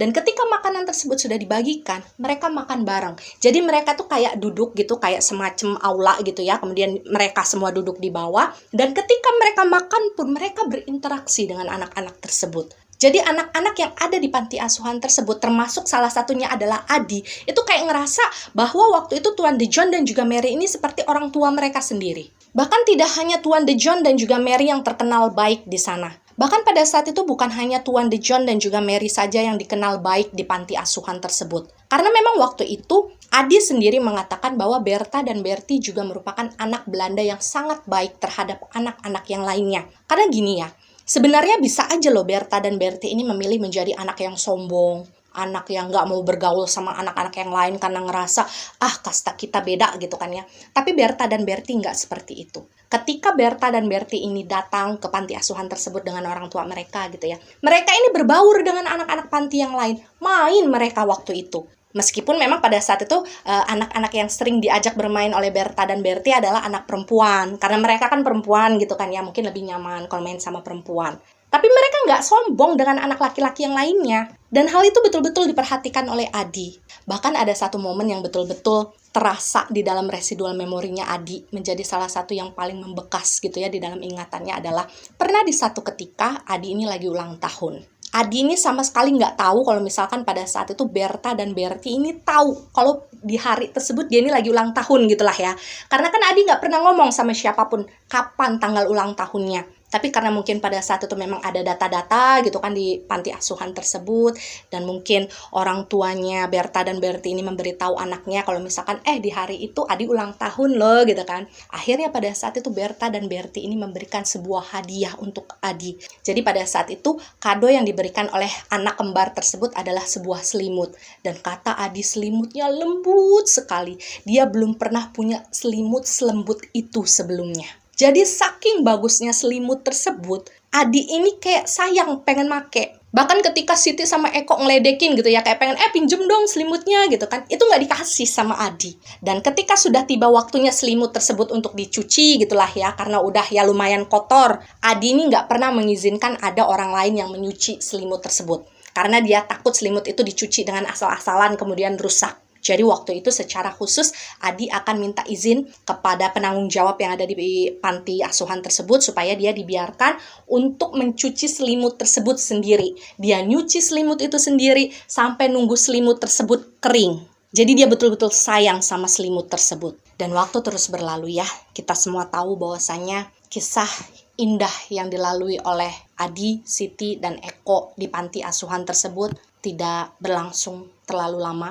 Ya, sebenarnya gini ya, yang saya sayangkan adalah Adi, Siti, dan Eko ini sama sekali tidak mengetahui apa yang terjadi sebenarnya terhadap keluarga De Jong di luar dari panti asuhan tersebut. Mereka betul-betul clueless. Perubahan tersebut mereka rasakan, tapi kan mereka nggak tahu alasannya apa. Dan itu sebetulnya yang membuat saya merasa sangat kasihan dengan anak-anak ini. Jadi di bagian ini saya akan mulai menceritakan tentang bagaimana keanehan demi keanehan mulai Adi rasakan ketika dia sudah sekitar 2 atau 3 tahun lah tinggal di panti asuhan tersebut. Kata Adi, hal pertama yang aneh yang paling dia rasakan pada saat itu adalah dia seperti tidak pernah lagi melihat ada sosok Bertha dan Bertie datang ke panti asuhan tersebut seperti biasanya. Karena biasanya itu ketika orang tuanya datang untuk menjenguk anak-anak yang ada di panti, Bertha dan Bertie ini akan selalu ikut. Walaupun nggak setiap hari ya, tapi setidaknya dalam seminggu mereka pasti datang ke sana dan main sama anak-anak yang lainnya. Dan awalnya Adi sama sekali tidak berpikir bahwa absennya Bertha dan Bertie datang ke panti asuhan itu adalah sesuatu yang aneh. Pada saat itu Adi cuma berpikir mungkin waktu itu Bertha dan Bertie ini lagi ada di titik ngerasa bosen kali ya untuk main sama anak-anak yang ada di panti. Which is itu nggak masalah bagi Adi. Itu adalah sesuatu yang normal. Toh nanti suatu hari ketika Berta dan Bertie udah ngerasa pengen main lagi dengan anak-anak yang lain, nantinya juga mereka akan datang lagi kok, gitu kan pikirnya Adi. Tapi lama-kelamaan, rupanya bukan hanya Adi sendiri yang merasakan keabsenan Berta dan Bertie datang ke panti asuhan tersebut adalah sesuatu yang aneh. Jadi memang pada saat itu menghilangnya Berta dan Bertie ini sempat menjadi pembicaraan gitu antar anak-anak yang ada di panti asuhan tersebut. Hingga akhirnya di suatu hari, mungkin karena semakin banyak anak-anak yang membicarakan tentang hal itu, ada salah satu dari anak yang tinggal di panti asuhan tersebut yang bisa dibilang dia berani mungkin lah ya mentalnya. Anak tersebut kemudian bertanyalah kepada Madam Alice yang waktu itu memang bertindak sebagai penanggung jawab yang ada di panti asuhan tersebut. Dan waktu pertanyaan tersebut diajukan kepada Madam Alice, posisinya Adi ini melihat secara langsung kejadian tersebut. Jadi waktu itu Adi juga melihat secara langsung bagaimana ekspresi wajahnya Madam Alice ini kayak berubah menjadi sedih. Pada saat itu Madam Alice memang tidak memberikan jawaban yang terang-terangan kepada anak-anak yang ada di panti asuhan. Yang dikatakan oleh Madam Alice hanyalah sekedar ya ucapan kayak yang kurang lebihnya itu mengatakan bahwa di masa tersebut adalah masa-masa yang terberat yang sedang dilalui oleh keluarga De Jong. Dan Madam Alice mengharapkan bahwa anak-anak yang ada di panti asuhan tersebut bisa mendoakan hal-hal yang baik kepada keluarga De Jong, supaya keluarga De Jong ini bisa melalui segalanya dengan baik, dengan sabar, hingga nanti suasana yang ada di keluarga mereka ini kembali seperti semula. Dan pada saat itu sama sekali nggak ada penjelasan yang diberikan oleh Madam Alice kepada Adi dan juga kepada teman-temannya yang lain. Dan bicara soal keluarga De Jong, pada saat itu nggak tahu kenapa Adi ini kayak memiliki feeling setelah menghilangnya Berta dan Bertie. Adi ini merasa setiap kali dia memiliki kesempatan untuk berpapasan dengan Tuan De Jong, yang kebetulan mungkin pada saat itu sedang datang ke panti asuhan tersebut, Adi ini kayak ngerasa apa yang ada di raut wajahnya Tuan De Jong itu kayak berubah. Jadi raut wajahnya De Jong itu kayak dipenuhi dengan kemarahan, dengan kemuraman. Sangat berbeda sekali dengan sosok Tuan De Jong yang dulu. Karena kalau dulu kan Adi tahu sendiri Tuan De Jong itu orangnya ramah, setiap ketemu dengan siapapun dia pasti akan senyum, pasti akan menyapa. Tapi pada saat itu semua keramahan yang dimiliki oleh Tuan De Jong itu kayak menghilang begitu saja. Sempat beberapa kali Adi ini berusaha untuk senyum, kayak nyapa gitu ya ketika dia berpapasan dengan Tuan De Jong ataupun dengan Mary yang datang ke panti asuhan tersebut. Tapi sapaannya sama sekali nggak dibales. Jangankan dibales, ditengok aja nggak. Dan ketika pun mereka datang ke panti asuhan tersebut, apa yang mereka lakukan di panti itu tidak lagi seperti dulu. Kalau dulu ketika Tuan De Jong dan juga Mary ini datang, biasanya mereka kan pasti akan menyempatkan waktu untuk sekadar berinteraksi dengan anak-anak yang ada di panti tersebut. Kayak ngobrol, kayak makan bareng. Tapi ketika Berta dan Bertie ini sudah menghilang, setiap kali datang ke panti asuhan, Tuan De Jong dan Mary ini paling-paling hanya menghabiskan waktu beberapa saat di bagian kantor mereka saja. Dan mereka nggak keluar-keluar dari sana, sampai kemudian akhirnya mereka pulang ke kediaman pribadi mereka. Dan mungkin karena pada saat itu Adi juga merasa bahwa dia sempat menjadi salah satu anak yang cukup dekat kan dengan De Jong maupun Mary. Jadi perubahan yang signifikan dari kedua orang tersebut benar-benar terasa oleh Adi. Tapi tentu saja pada saat itu Adi tidak berani mempertanyakan hal tersebut dong kepada mereka. Adi sungkan. Dan Adi bilang perubahan sikap yang ditunjukkan oleh De Jong dan juga Mary lama-kelamaan juga membuat suasana yang ada di dalam panti asuhan tersebut jadi berubah. Awalnya panti asuhan yang penuh dengan keceriaan gitu lah ya, yang penuh dengan canda tawa, pokoknya kayak hangat aja, kayak rumah aja gitu.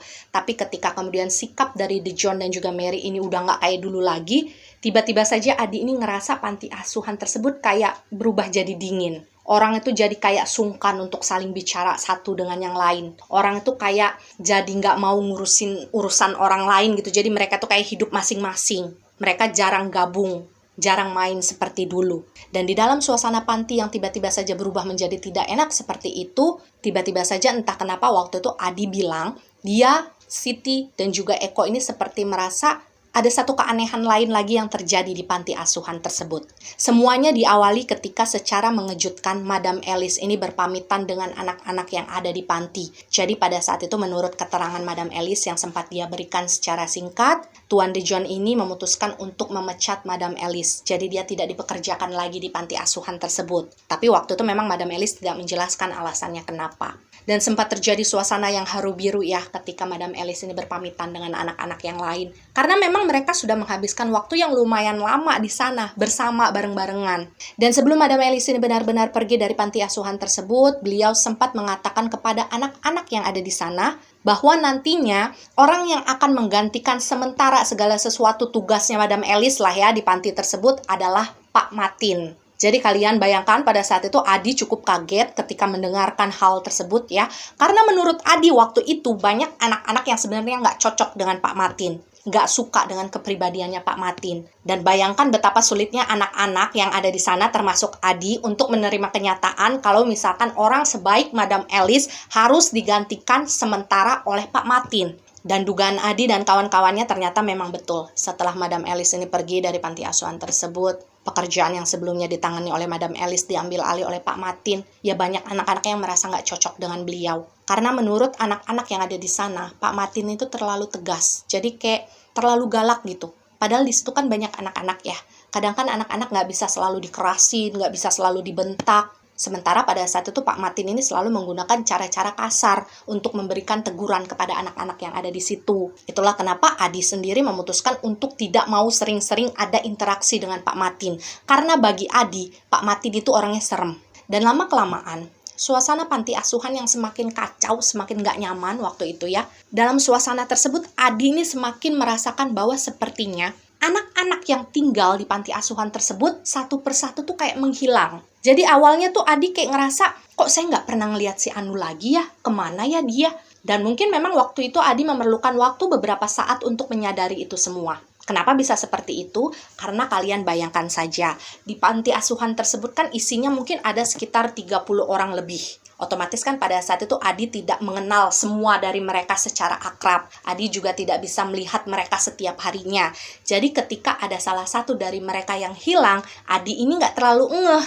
Barulah ketika jumlah anak-anak yang ada di panti asuhan tersebut semakin sedikit, pada saat itulah Adi mulai sadar. Karena semakin sedikit anak-anak yang ada di sana, otomatis akan semakin kelihatan kan oleh Adi.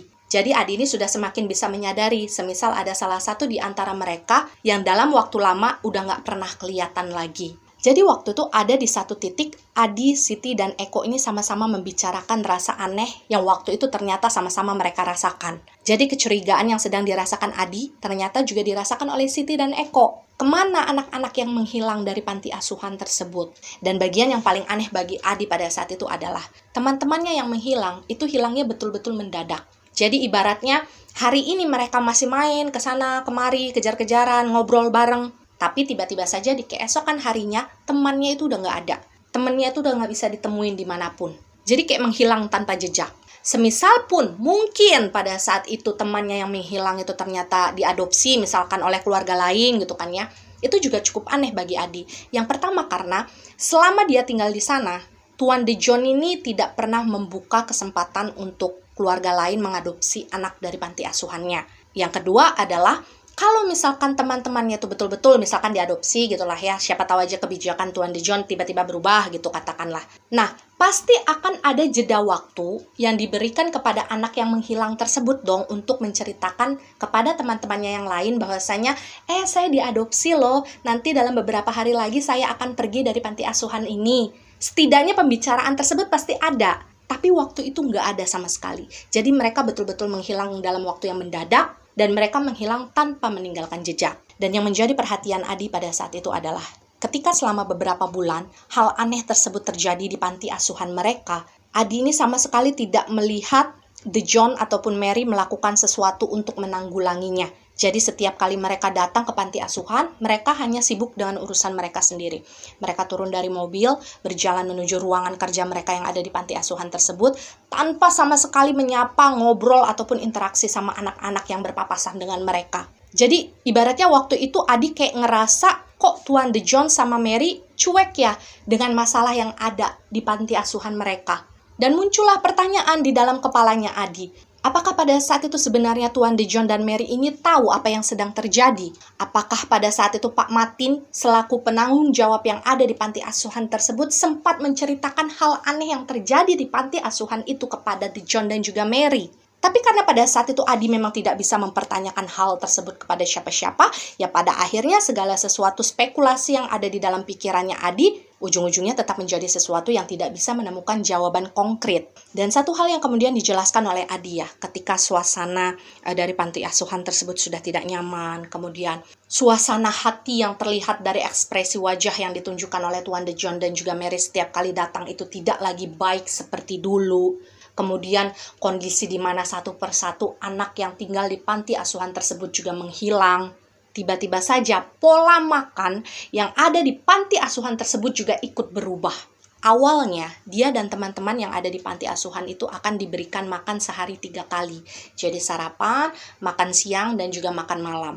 Dan mereka diberikan makanan yang betul-betul layak, bisa dikatakan enak lah. Tapi ketika kemudian suasana gelap tersebut mulai menyelimuti keadaan panti asuhan tersebut, pola tersebut tiba-tiba saja berubah. Jadi dalam sehari mereka hanya diberikan 1 kali makan siang doang. Dan tentu saja perubahan yang sangat drastis tersebut dirasakan oleh semua anak-anak yang ada di situ. Mereka bertanya-tanya dong, kok kita cuma dikasih makan 1 kali doang ya? Bahkan banyak di antara mereka yang mengeluh lapar ketika tidur. Tapi keluhan tersebut sama sekali tidak didengarkan oleh Pak Matin. Karena memang pada dasarnya waktu itu Pak Matin memang seperti tidak memiliki kepedulian dengan anak-anak yang ada di sana. Dan karena pada saat itu khususnya Adi ya merasa bahwa ya sudahlah, mungkin keluarga De Jong ini sedang mengalami kesulitan finansial. Pada akhirnya Adi ini mencoba untuk ngomong sama teman-temannya yang lain, ya udah kita maklumin aja, kita berdoa saja supaya keadaan keluarga De Jong ini bisa kembali baik lagi seperti dulu. Karena jujur pada saat itu Adi ini sempat kepikiran kalau misalkan keluarga De Jong ini bangkrut. Itulah kenapa mungkin belakangan ekspresi wajah Tuan De Jong dan Mary ketika datang itu kayak orang marah, kayak orang suram gitu kan. Kemudian pola makan mereka juga berubah dengan sangat drastis. Ya mungkin karena pada saat itu mereka sedang tidak ada uang, pikirnya Adi. Long to short, kalian harus bayangkan seberapa besar ketakutan yang menggelayut di dalam hatinya Adi, Siti, Eko, dan beberapa teman-teman mereka lainnya yang tersisa di panti asuhan tersebut. Sudahlah suasana yang ada di dalam panti asuhan tersebut tidak nyaman lagi. Kemudian tertutupnya Tuan De Jong dan juga Mary terhadap segala sesuatu yang terjadi di panti asuhan tersebut. Dan pada saat itu Adi serta kawan-kawannya yang lain tetap harus menghadapi ketakutan bahwasanya satu persatu dari mereka itu akan menghilang tanpa jejak. Jadi kalian bisa bayangin gak sih kalian hidup di satu tempat. Kemudian kalian harus menerka-nerka siapa nih kira-kira yang akan hilang selanjutnya. Kalian bayangkan pada saat itu suasana panti asuhan yang awalnya terang, ceria, banyak anak-anak yang ketawa, berlarian ke sana kemari, istilahnya rame lah ya. Tiba-tiba saja pelan tapi pasti dalam waktu yang cukup cepat, panti asuhan tersebut berubah menjadi hening. Lampu-lampu jarang yang dinyalakan di setiap sudut yang ada. Karena pada saat itu, dari 30 sekian anak yang sebelumnya tinggal di panti asuhan tersebut, lama-kelamaan mereka menjadi menyusut jumlahnya. Katakanlah dari 30 sekian jadi 20. Dari 20 menjadi 10. Hingga lama-kelamaan dari 10 itu berubah menjadi hanya 5. Dan di antara 5 orang tersebut ada Adi, Siti, dan juga Eko. Kalian bayangkan pada saat itu bangunan panti asuhan tersebut kan besar ya. Apalagi waktu itu bangunan untuk kamar laki-laki dan perempuan itu dipisahkan. Jadi misalkan bagian untuk anak perempuan itu ada di bagian sayap kanan, sementara untuk bagian anak laki-laki ada di sayap kiri. Tengah-tengahnya kayak semacam aula dan bagian perkantoran dari orang-orang yang mengurus panti asuhan tersebut. Jadi ketika di dalam panti asuhan tersebut hanya tersisa 5 orang, kalian bisa bayangkan vibe sepinya kayak gimana.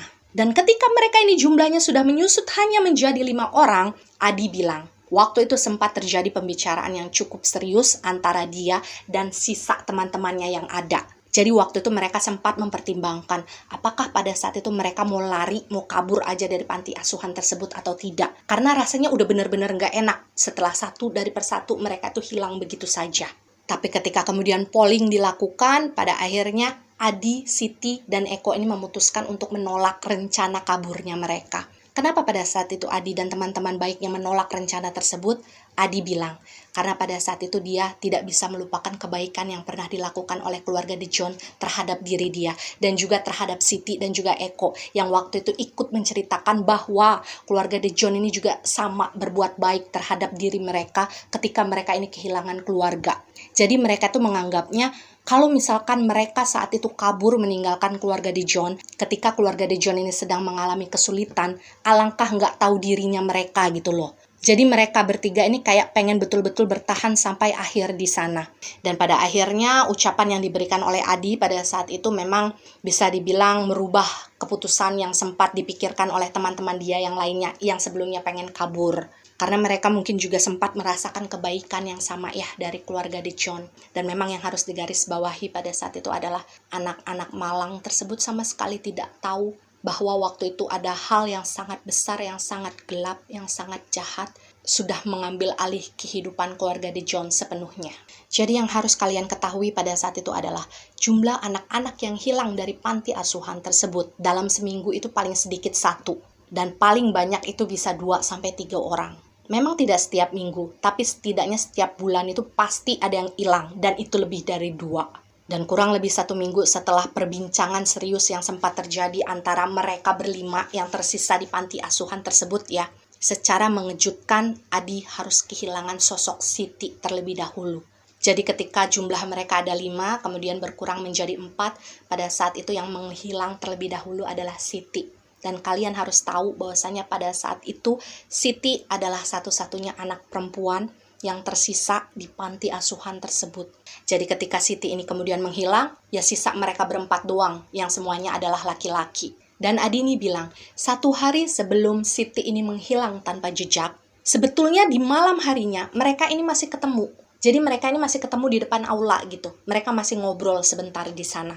Hingga kemudian setelah memang jam tidur sudah tiba, pada saat itu akhirnya Siti ini berpamitan kan, dia ingin kembali ke kamarnya yang pada saat itu memang berada di sayap kanan. Jadi kalian bayangkan pada saat itu anak seusia Siti yang tersisa tinggal satu-satunya anak perempuan itu harus tidur sendirian di bagian kanan dari panti asuhan tersebut tanpa ada teman. Tapi memang pada saat itu kalau menurut Adi, Siti ini merupakan anak yang pemberani ya. Jadi ketika kemudian Siti ini pergi ke ruangannya, dia tidur di sana selama beberapa waktu kan sendirian doang, ya Siti nggak pernah ngeluh ngerasa takut atau bagaimana. Barulah di keesokan harinya ketika mereka semua sudah bangun, melakukan kegiatan seperti biasanya ketika mereka sarapan, pada saat itu Adi ini tidak melihat adanya sosok Siti. Dan Adi ini sempat bertanya dong kepada Pak Matin, Pak Matin ngelihat Siti atau enggak? Karena meskipun pada saat itu Adi ini ngerasa males ya, interaksi sama Pak Matin, tapi karena pada saat itu yang hilang adalah bestinya Adi sendiri, pada akhirnya waktu itu Adi memberanikan diri untuk bertanya kepada Pak Matin. Tapi seperti dugaannya Adi pada saat itu Pak Matin sama sekali tidak memberikan jawaban. Dia cuma bilang, nggak tahu. Dan karena pada saat itu Adi, Eko, dan sisa temannya yang lain ini tidak juga bertemu dengan Siti ketika mereka ini sarapan kan, di ruangan yang memang khusus mereka sarapan. Pada akhirnya waktu itu Adi dan Eko memutuskan untuk mencari sosoknya Siti di kamarnya Siti. Jadi mereka ini diam-diam pergi ke bagian kamar-kamar perempuan gitu kan. Mereka melihat ada enggak Siti di sana gitu kan. Tapi pada saat itu, baik Eko maupun Adi sama sekali tidak menemukan petunjuk tentang keberadaannya Siti sama sekali. Dan Adi bilang, ketika mereka menyadari bahwa sepertinya Siti adalah korban selanjutnya yang menghilang tanpa jejak dari panti asuhan tersebut, Adi dan Eko ini sempat sama-sama nangis barengan, mereka berpelukan. Karena waktu itu mereka bukan cuma hanya merasakan sedih setelah kehilangan teman baik mereka gitu kan, mereka juga ngerasa takut gitu. Karena jumlah mereka ini semakin sedikit, dan seolah-olah bayangan mereka akan menghilang sebentar lagi tuh ya kayak tinggal nunggu waktu aja. Dan pada saat itu setelah beberapa hari menghilangnya Siti kan ya, Siti nggak bisa ditemuin. Pada akhirnya ketika 4 anak yang tersisa ini melakukan sebuah pembicaraan gitu. Pada saat itu mereka yakinnya setiap anak yang hilang dari panti asuhan tersebut adalah karena ulah hantu. Jadi pada saat itu yang mereka percaya adalah anak-anak yang ada di panti tersebut kayak diculik sama hantu kemudian nggak dibalikin lagi. Dan memang setelah beberapa hari Siti ini menghilang, Adi dan Eko yang pada saat itu mulai merasa bahwa ketakutan mereka ini sudah tidak lagi tertahankan. Mereka ini sempat ketemuan diam-diam berdua doang gitu ya. Jadi 2 temennya yang lain ini nggak tahu. Pada saat itu mereka ini kayak janjian, besok kita kabur ya dari sini. Adi tahu itu adalah hal yang egois karena dia nggak ngasih tahu 2 temannya yang lain. Dan Adi menyesal akan hal tersebut. Tapi waktu itu yang kepikiran sama Adi adalah semakin banyak anak yang kabur, nantinya akan semakin ketahuan gitu sama pihak panti asuhan yang ada di sana, terutama oleh Pak Matin. Itulah kenapa pada saat itu Adi hanya mengajak Eko saja. Tapi sayangnya janji tersebut tidak sempat terlaksana. Mengapa seperti itu? Karena tepat 1 hari setelah perjanjian antara Adi dan Eko tersebut diucapkan, justru Adilah yang menemui gilirannya untuk dihilangkan secara misterius dari panti asuhan tersebut. Lalu apa yang sebenarnya terjadi kepada Adi waktu itu? Dan untuk menjawab pertanyaan tersebut di bagian ini, saya akan mencoba untuk menjelaskan kepada kalian ya, dari hasil komunikasi saya dengan Adi yang digabungkan dengan residual memorinya Adi yang tersisa yang masih bisa dibaca. Di dalam komunikasi kami, Adi bilang, sebenarnya dia dan Eko kan sudah berjanji untuk kabur dari panti tersebut di pagi harinya gitu ya. Tapi nggak tahu kenapa ketika di pagi hari tersebut, Adi ini kayak ngerasa semakin diawasi oleh Pak Matin. Jadi keberadaan Adi dan Eko ini kayak sering diliatin dari jauh gitu sama Pak Matin. Kayak seolah-olah Pak Matin itu sudah curiga kalau misalkan pada saat itu mereka akan kabur. Jadi waktu itu memang Adi dan Eko ini sama-sama sepakat mereka kayak belum nemuin waktu dan kesempatan yang tepat buat kabur gitu, biar nggak ketahuan. Jadilah akhirnya pada saat itu rencananya Adi dan Eko ingin menunda rencana kaburnya mereka itu untuk keesokan harinya. Dan long to short, di malam harinya sebelum Adi ini tidur bersama teman-temannya yang lain, pada saat itu tiba-tiba saja Pak Matin ini memanggil Adi. Dan yang harus digarisbawahi di sini adalah ketika Pak Matin ini sedang memanggil Adi, posisinya pada saat itu Adi sedang sendirian.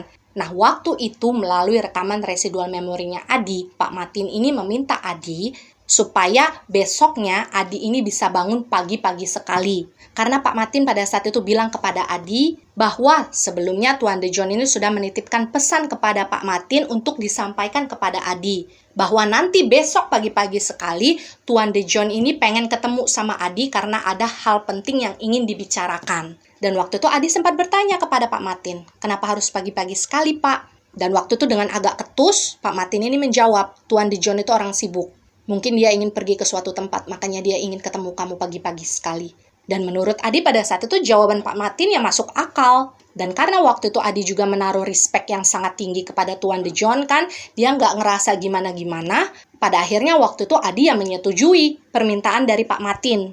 Dan keesokan harinya Adi betul-betul bangun pagi-pagi sekali. Bahkan ketika dia bangun dari tempat tidurnya, waktu itu teman-temannya yang lain masih tidur di atas ranjang mereka masing-masing. Dan memang untuk bangun di pagi hari bukanlah sesuatu yang sulit bagi Adi karena dia sudah terbiasa melakukan hal tersebut sebelumnya. Meski memang di hari tersebut dia bangun jauh lebih pagi dari biasanya. Dan ketika Adi ini sudah bangun dari tidur, dia berjalan menuju bagian tengah dari panti asuhan tersebut gitu ya. Pada saat itu Adi ini merasa kok panti asuhan kelihatan sepi ya. Karena waktu itu yang ada di dalam bayangannya Adi adalah Tuan De John itu sudah datang ke panti asuhan tersebut. Kemudian Pak Matin ini sudah standby gitulah ya di sana. Bagaimanapun kan dia harus melayani Tuan De John. Tapi kenyataannya pada saat itu Adi memang tidak melihat ada siapa-siapa di sana. Dan mungkin karena jiwanya Adi pada saat itu adalah memang anak yang rajin kan. Adi ini berpikir, oh ya sudahlah sambil menunggu Tuan De John datang, saya nyapu dulu sebentar di halaman. Jadi pada saat itu dia mengambil sebuah sapu, dia nyapu tuh daun-daun kering yang ada di halaman. Yang letaknya nggak jauh dari bagian tengah panti asuhan tersebut. Dan posisinya ketika Adi ini sedang menyapu halaman tersebut, kemudian membelakangi bagian tengah dari panti asuhan tadi ya. Sekitar 15 menit kemudian, waktu itu akhirnya Adi ini merasa seperti ada orang yang menepuk punggungnya. Nepuknya tuh kayak agak kenceng gitu. Dan ketika kemudian Adi menoleh ke belakang, pada saat itu ternyata ada Pak Matin yang sedang berdiri di belakangnya dia. Dan pada saat itu Pak Matin ini langsung bilang kepada Adi bahwa Tuan De John sudah menunggu kedatangan Adi di dalam ruangan kerjanya. Dan Adi ini memang sudah tahu betul ya di mana posisi ruangan kerjanya Tuan De John. Jadi pada saat itu tanpa menunggu lama, Adi ini meletakkanlah sapu yang sedang dia pegang. Dia kayak bersih-bersihin tangan dia sebentar gini-gini gitu ya di atas bajunya. Dan pada saat itu dia berlari kecil meninggalkan halaman tadi. Dan Adi bilang, dia sangat mengingat momen tersebut ketika dia sedang berlari menuju ke ruangan kerja Tuan De John. Pada saat itu dia sempat berhenti sebentar di tengah jalan. Dia menoleh ke belakang, ke arah Pak Matin. Pada saat itu nggak tahu kenapa tiba-tiba saja dia kayak ngerasa merinding. Ketika melihat ada sosok Pak Matin, dia masih berdiri di tempat yang sama. Di tempat tadi dia nepuk pundaknya Adi ya. Dan waktu itu posisi berdirinya Pak Matin itu kayak bener-bener orang yang gak ada jiwanya. Paham gak sih kalian? Jadi kayak berdiri bengong, liatin ke arah Adi doang, sambil megang cangkul kesayangannya. Tapi ada satu hal yang agak aneh sebetulnya. Gak tahu kenapa saya merasa cangkul yang sering dibawa oleh Pak Martin pada saat itu bentuknya agak beda dengan cangkul zaman sekarang.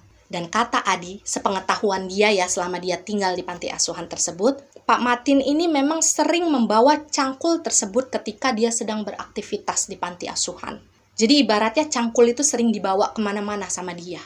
Tapi meskipun Adi ini sering melihat Pak Martin membawa cangkul tersebut setiap hari, gak tahu kenapa Adi merasa di malam hari tersebut ada sesuatu yang berbeda aja. Dan karena waktu itu perasaan Adi juga kayak gak enak ya, ketika dia menatap ekspresinya Pak Martin yang melihat ke arah dia, pada akhirnya Adi ini memutuskan untuk melanjutkan langkahnya menuju ke ruangan Tuan De Jong dan membiarkan Pak Martin sendirian di halaman. Dan kalian harus tahu bahwasanya menurut ceritanya Adi, ruangan kerja milik keluarga De Jong yang ada di panti asuhan tersebut adalah sebuah ruangan yang sangat private. Gak pernah ada anak-anak panti yang diperbolehkan masuk ke dalam ruangan tersebut. Jangankan masuk lah, deket-deket aja di area pintu ruangan tersebut itu gak diizinkan. Pak Martin pasti akan sangat marah. Memang agak aneh bagi Adi pada saat itu, karena tiba-tiba saja dia disuruh masuk ke dalam ruangan tersebut untuk bertemu dengan Tuan De Jong. Jadi saya ingin kalian membayangkan pada saat itu, pintu dari ruangan kerja milik Tuan John itu lumayan tinggi, dan dia terdiri dari 2 bukaan. Jadi bukan yang 1 bukaan gitu, enggak ya, dia 2 bukaan.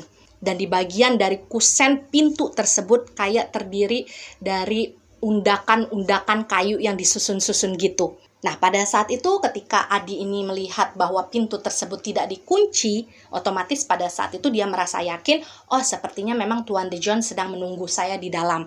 Jadi pada saat itu Adi ini memutuskan untuk langsung masuk ke sana.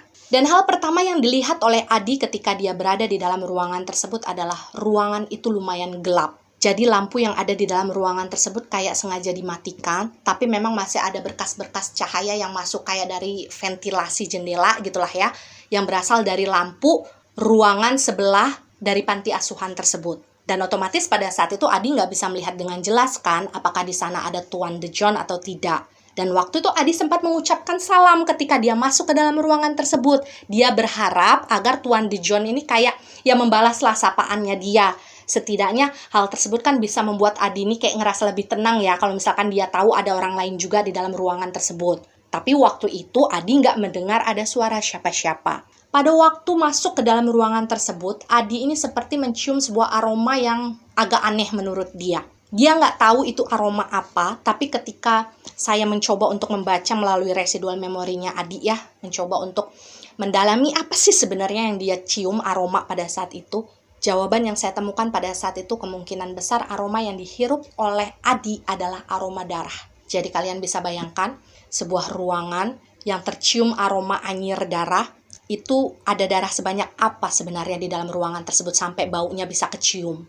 Tapi sekali lagi karena pada saat itu suasana ruangan itu gelap, Adi nggak bisa ngelihat apa-apa. Dan waktu itu Adi bilang, karena dia selalu ingat pesan dari Pak Martin kalau misalkan pada saat itu Tuan De Jong ini pengen membicarakan sesuatu kan kepada Adi. Jadi waktu itu Adi berpikir, oh ya sudahlah saya tutup saja pintunya. Karena Adi ini takut apa yang ingin dibicarakan oleh Tuan De Jong kepada dia itu adalah sesuatu yang rahasia. Karena kan pada saat itu Adi sampai dipanggil masuk kan ke ruangannya Tuan De Jong, otomatis hal tersebut pastilah hal yang sangat penting. Jadi waktu itu Adi sudah berencana ingin menutup lagi pintu yang pada saat itu masih dia buka seperti ini. Dan di bagian ini saya ingin kalian membayangkan situasi yang terjadi ya. Ketika kemudian Adi ini memutar balik badannya menuju ke arah pintu. Jadi dia memutar begini, dia ingin menutup pintu dengan kedua tangannya ya. Pada saat itulah secara tiba-tiba saja Adi merasakan ada 2 hantaman yang sangat keras di area belakang kepalanya. Dan kalian juga harus tahu seberapa traumanya saya ketika mendengarkan suara hantaman tersebut melalui residual memorinya Adi. Jadi di hantaman pertama itu terdengar sekali suara sesuatu yang retak. Prak! Kemudian disusul dengan suara kayak berdenging gitu di kupingnya Adi. Nying! Gitu, mungkin karena saking kerasnya pukulan tersebut. Dan di pukulan yang kedua, segala sesuatu yang dilihat oleh Adi pada saat itu betul-betul sudah blur, gelap. Dan tidak lama berjeda pada saat itu akhirnya residual memorinya Adi memang berhenti merekam. Tapi memang ada satu momen yang sempat terjadi di antara sela-sela waktu ketika Adi ini tersungkur di atas lantai karena hantaman tadi, sampai ketika kemudian residual memorinya Adi ini berhenti merekam. Jadi pada saat itu posisinya Adi ini sudah merasa seluruh badannya itu basah, kemungkinan karena darah memang. Dan dalam posisi yang matanya udah nggak bisa lagi dibuka, dia udah agak kejang-kejang gitu ya. Pada saat itu, Adi ini sempat mengatakan di bawah nafasnya, karena waktu itu nafasnya juga udah tersengal-sengal, dia bilang gini, kok lari kok. Dan tidak lama setelahnya, Adi meninggal dunia. Dan apa yang ingin saya sampaikan kepada kalian adalah pada saat itu rekaman residual memorinya Adi sama sekali tidak merekam siapa orang yang sudah memukul dia dari belakang. Karena kan memang pada saat itu posisinya Adi ini sedang tidak melihat orang tersebut. Bahkan pada saat itu Adi juga tidak tahu benda apa yang sudah dipukulkan ke kepalanya sampai kemudian akhirnya membuat Adi ini meninggal dunia. Tapi kalau feeling saya ketika sempat mendengarkan suara hantaman tersebut melalui residual memorinya Adi, kemungkinan besar memang yang digunakan saat itu untuk memukul kepalanya Adi adalah kayu. Dan kayunya itu sepertinya ukurannya cukup besar ya, karena suaranya itu kayak benar-benar gitu. Dan kalau kalian bertanya apakah yang terjadi pada diri Adi adalah sesuatu yang sebenarnya juga terjadi pada diri Siti dan juga Eko, jawabannya adalah iya. Tapi alasan yang digunakan untuk memancing Siti dan juga Eko untuk pergi sendiri ke ruangan tempat di mana mereka ujung-ujungnya dieksekusi itu memang berbeda-beda. Kalau misalkan Adi, seperti yang kita dengarkan tadi, alasannya adalah Pak Matin menyuruh Adi ini pergi ke ruangan kerjanya Tuan De John. Dan di sanalah kemudian Adi dieksekusi. Sementara kalau Siti, yang sempat saya lihat dari residual memorinya ya, yang masih tersisa, yang masih bisa terbaca, pada saat itu Siti ini disuruh untuk mengantarkan secangkir teh ke ruangan kerjanya Tuan De John. Tapi pada saat itu yang menyuruh Siti bukan Pak Matin. Yang menyuruh Siti waktu itu adalah salah satu pekerja yang lain yang waktu itu juga bekerja bersama Pak Matin di panti asuhan tersebut. Tapi sayangnya secara energi saya tidak bisa melihat itu siapa. Itulah kenapa di postingan saya kalau kalian cermati itu ada tanda tanya di samping gambarnya Pak Matin. Jadi saya sendiri juga tidak tahu itu siapa.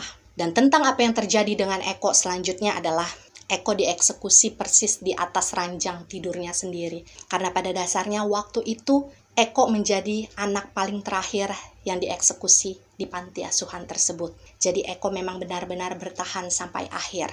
Jadi memang Eko ini benar-benar bertahan sampai akhir di sana. Dan ketika saya bertanya kepada Eko, kan kami sempat berkomunikasi bertiga, Adi, Siti, dan juga Eko. Waktu itu saya sempat bertanya kepada Eko, kenapa Eko nggak lari? Padahal Eko sudah tersisa sendirian. Pada saat itu Eko menjawab, saya mau lari juga mau lari kemana? Saya nggak punya teman, saya nggak punya keluarga. Jadi ketika teman-teman saya sudah pada pergi duluan, pada saat itu saya berpikir, ya sudahlah, saya pasrah saja. Dan memang benar saja, pada akhirnya Eko juga ikut dieksekusi seperti anak-anak yang lainnya. Dan melalui cerita Adi, Siti, dan juga Eko pada bagian pertama dari kisah kasus De John dan juga Madi ini, kalian kan sudah tahu apa yang sebenarnya terjadi kepada anak-anak tersebut. Lalu akan muncul pertanyaan, siapa yang sebenarnya mengeksekusi anak-anak tersebut? Dan tujuannya untuk apa? Dan ya demikianlah keseluruhan dari bagian pertama kisah keluarga De John dan juga Madi, di mana di bagian pertama ini memang secara khusus kita hanya akan membicarakan point of view-nya Adi saja, yang sedikit-sedikit ditambahi dengan point of view-nya Siti dan juga Eko. Dan setelah kalian mendengarkan bagian pertama ini melalui point of view-nya Adi, saya minta tolong ya kepada kalian untuk tidak lagi menanyakan tentang bagaimana point of view melalui residual memorinya Siti dan juga Eko. Karena pada dasarnya kan saya sudah menjelaskan di awal ketika sebelum memulai cerita bahwasanya di antara 20 lebih residual energi anak yang muncul pada saat itu di tempat tersebut, hanya ada 3 residual energi yang terasa paling tebal dan paling siap untuk melakukan komunikasi. Dan ketika kemudian di antara ketiga anak tersebut difilter lagi, ternyata memang Adi ini yang paling bisa dibaca residual memorinya. Jadi gitu ya, saya harap kalian juga bisa maklum dan bisa memberikan sedikit keringanan kepada saya, oke? Dan saya ingatkan kepada kalian bahwa bagian pertama ini belum ada apa-apanya, karena saya memulai kisah dari kasusnya De John dan juga Madi ini dari sosok residual energi yang di dalamnya mengandung energi negatif yang paling tidak banyak. Jadi nanti ini sistemnya kayak tangga, rendah, sedang, lumayan, meningkat, paling parah. Jadi saya harap kalian juga jaga-jaga kesehatan supaya kita bisa menyelesaikan cerita ini sampai nanti pada akhirnya semua sosok-sosok yang ada di dalam kasus ini bisa kita dengarkan semua ceritanya ya. Satu hal sentimental yang ingin saya sampaikan kepada kalian adalah dalam membaca sebuah kasus residual memory dari sesosok entitas yang kita tidak pernah tahu seberapa besar energi jahatnya mereka. Sebenarnya yang paling saya takuti bukanlah wujud mereka. Karena yang paling saya takuti dari semua itu adalah kenyataan apakah nantinya saya bisa pulang atau tidak setelah melakukan retrokognisi dari cerita-cerita mereka. Ya, percaya atau tidak itu adalah hak kalian sebagai penonton setia. Jika kalian percaya dengan cerita ini, maka jadikan cerita ini sebagai pembelajaran. Jika kalian tidak percaya dengan cerita ini, maka cukup jadikan cerita ini sebagai dongeng malam biasa. Terima kasih yang sudah nonton, terima kasih yang sudah subscribe. Jangan lupa di like, di komen, dan di share supaya teman-teman kalian bisa ikut menonton video ini. Sampai jumpa di video-video berikutnya. Wassalamualaikum warahmatullahi wabarakatuh. Jaga kesehatan ya.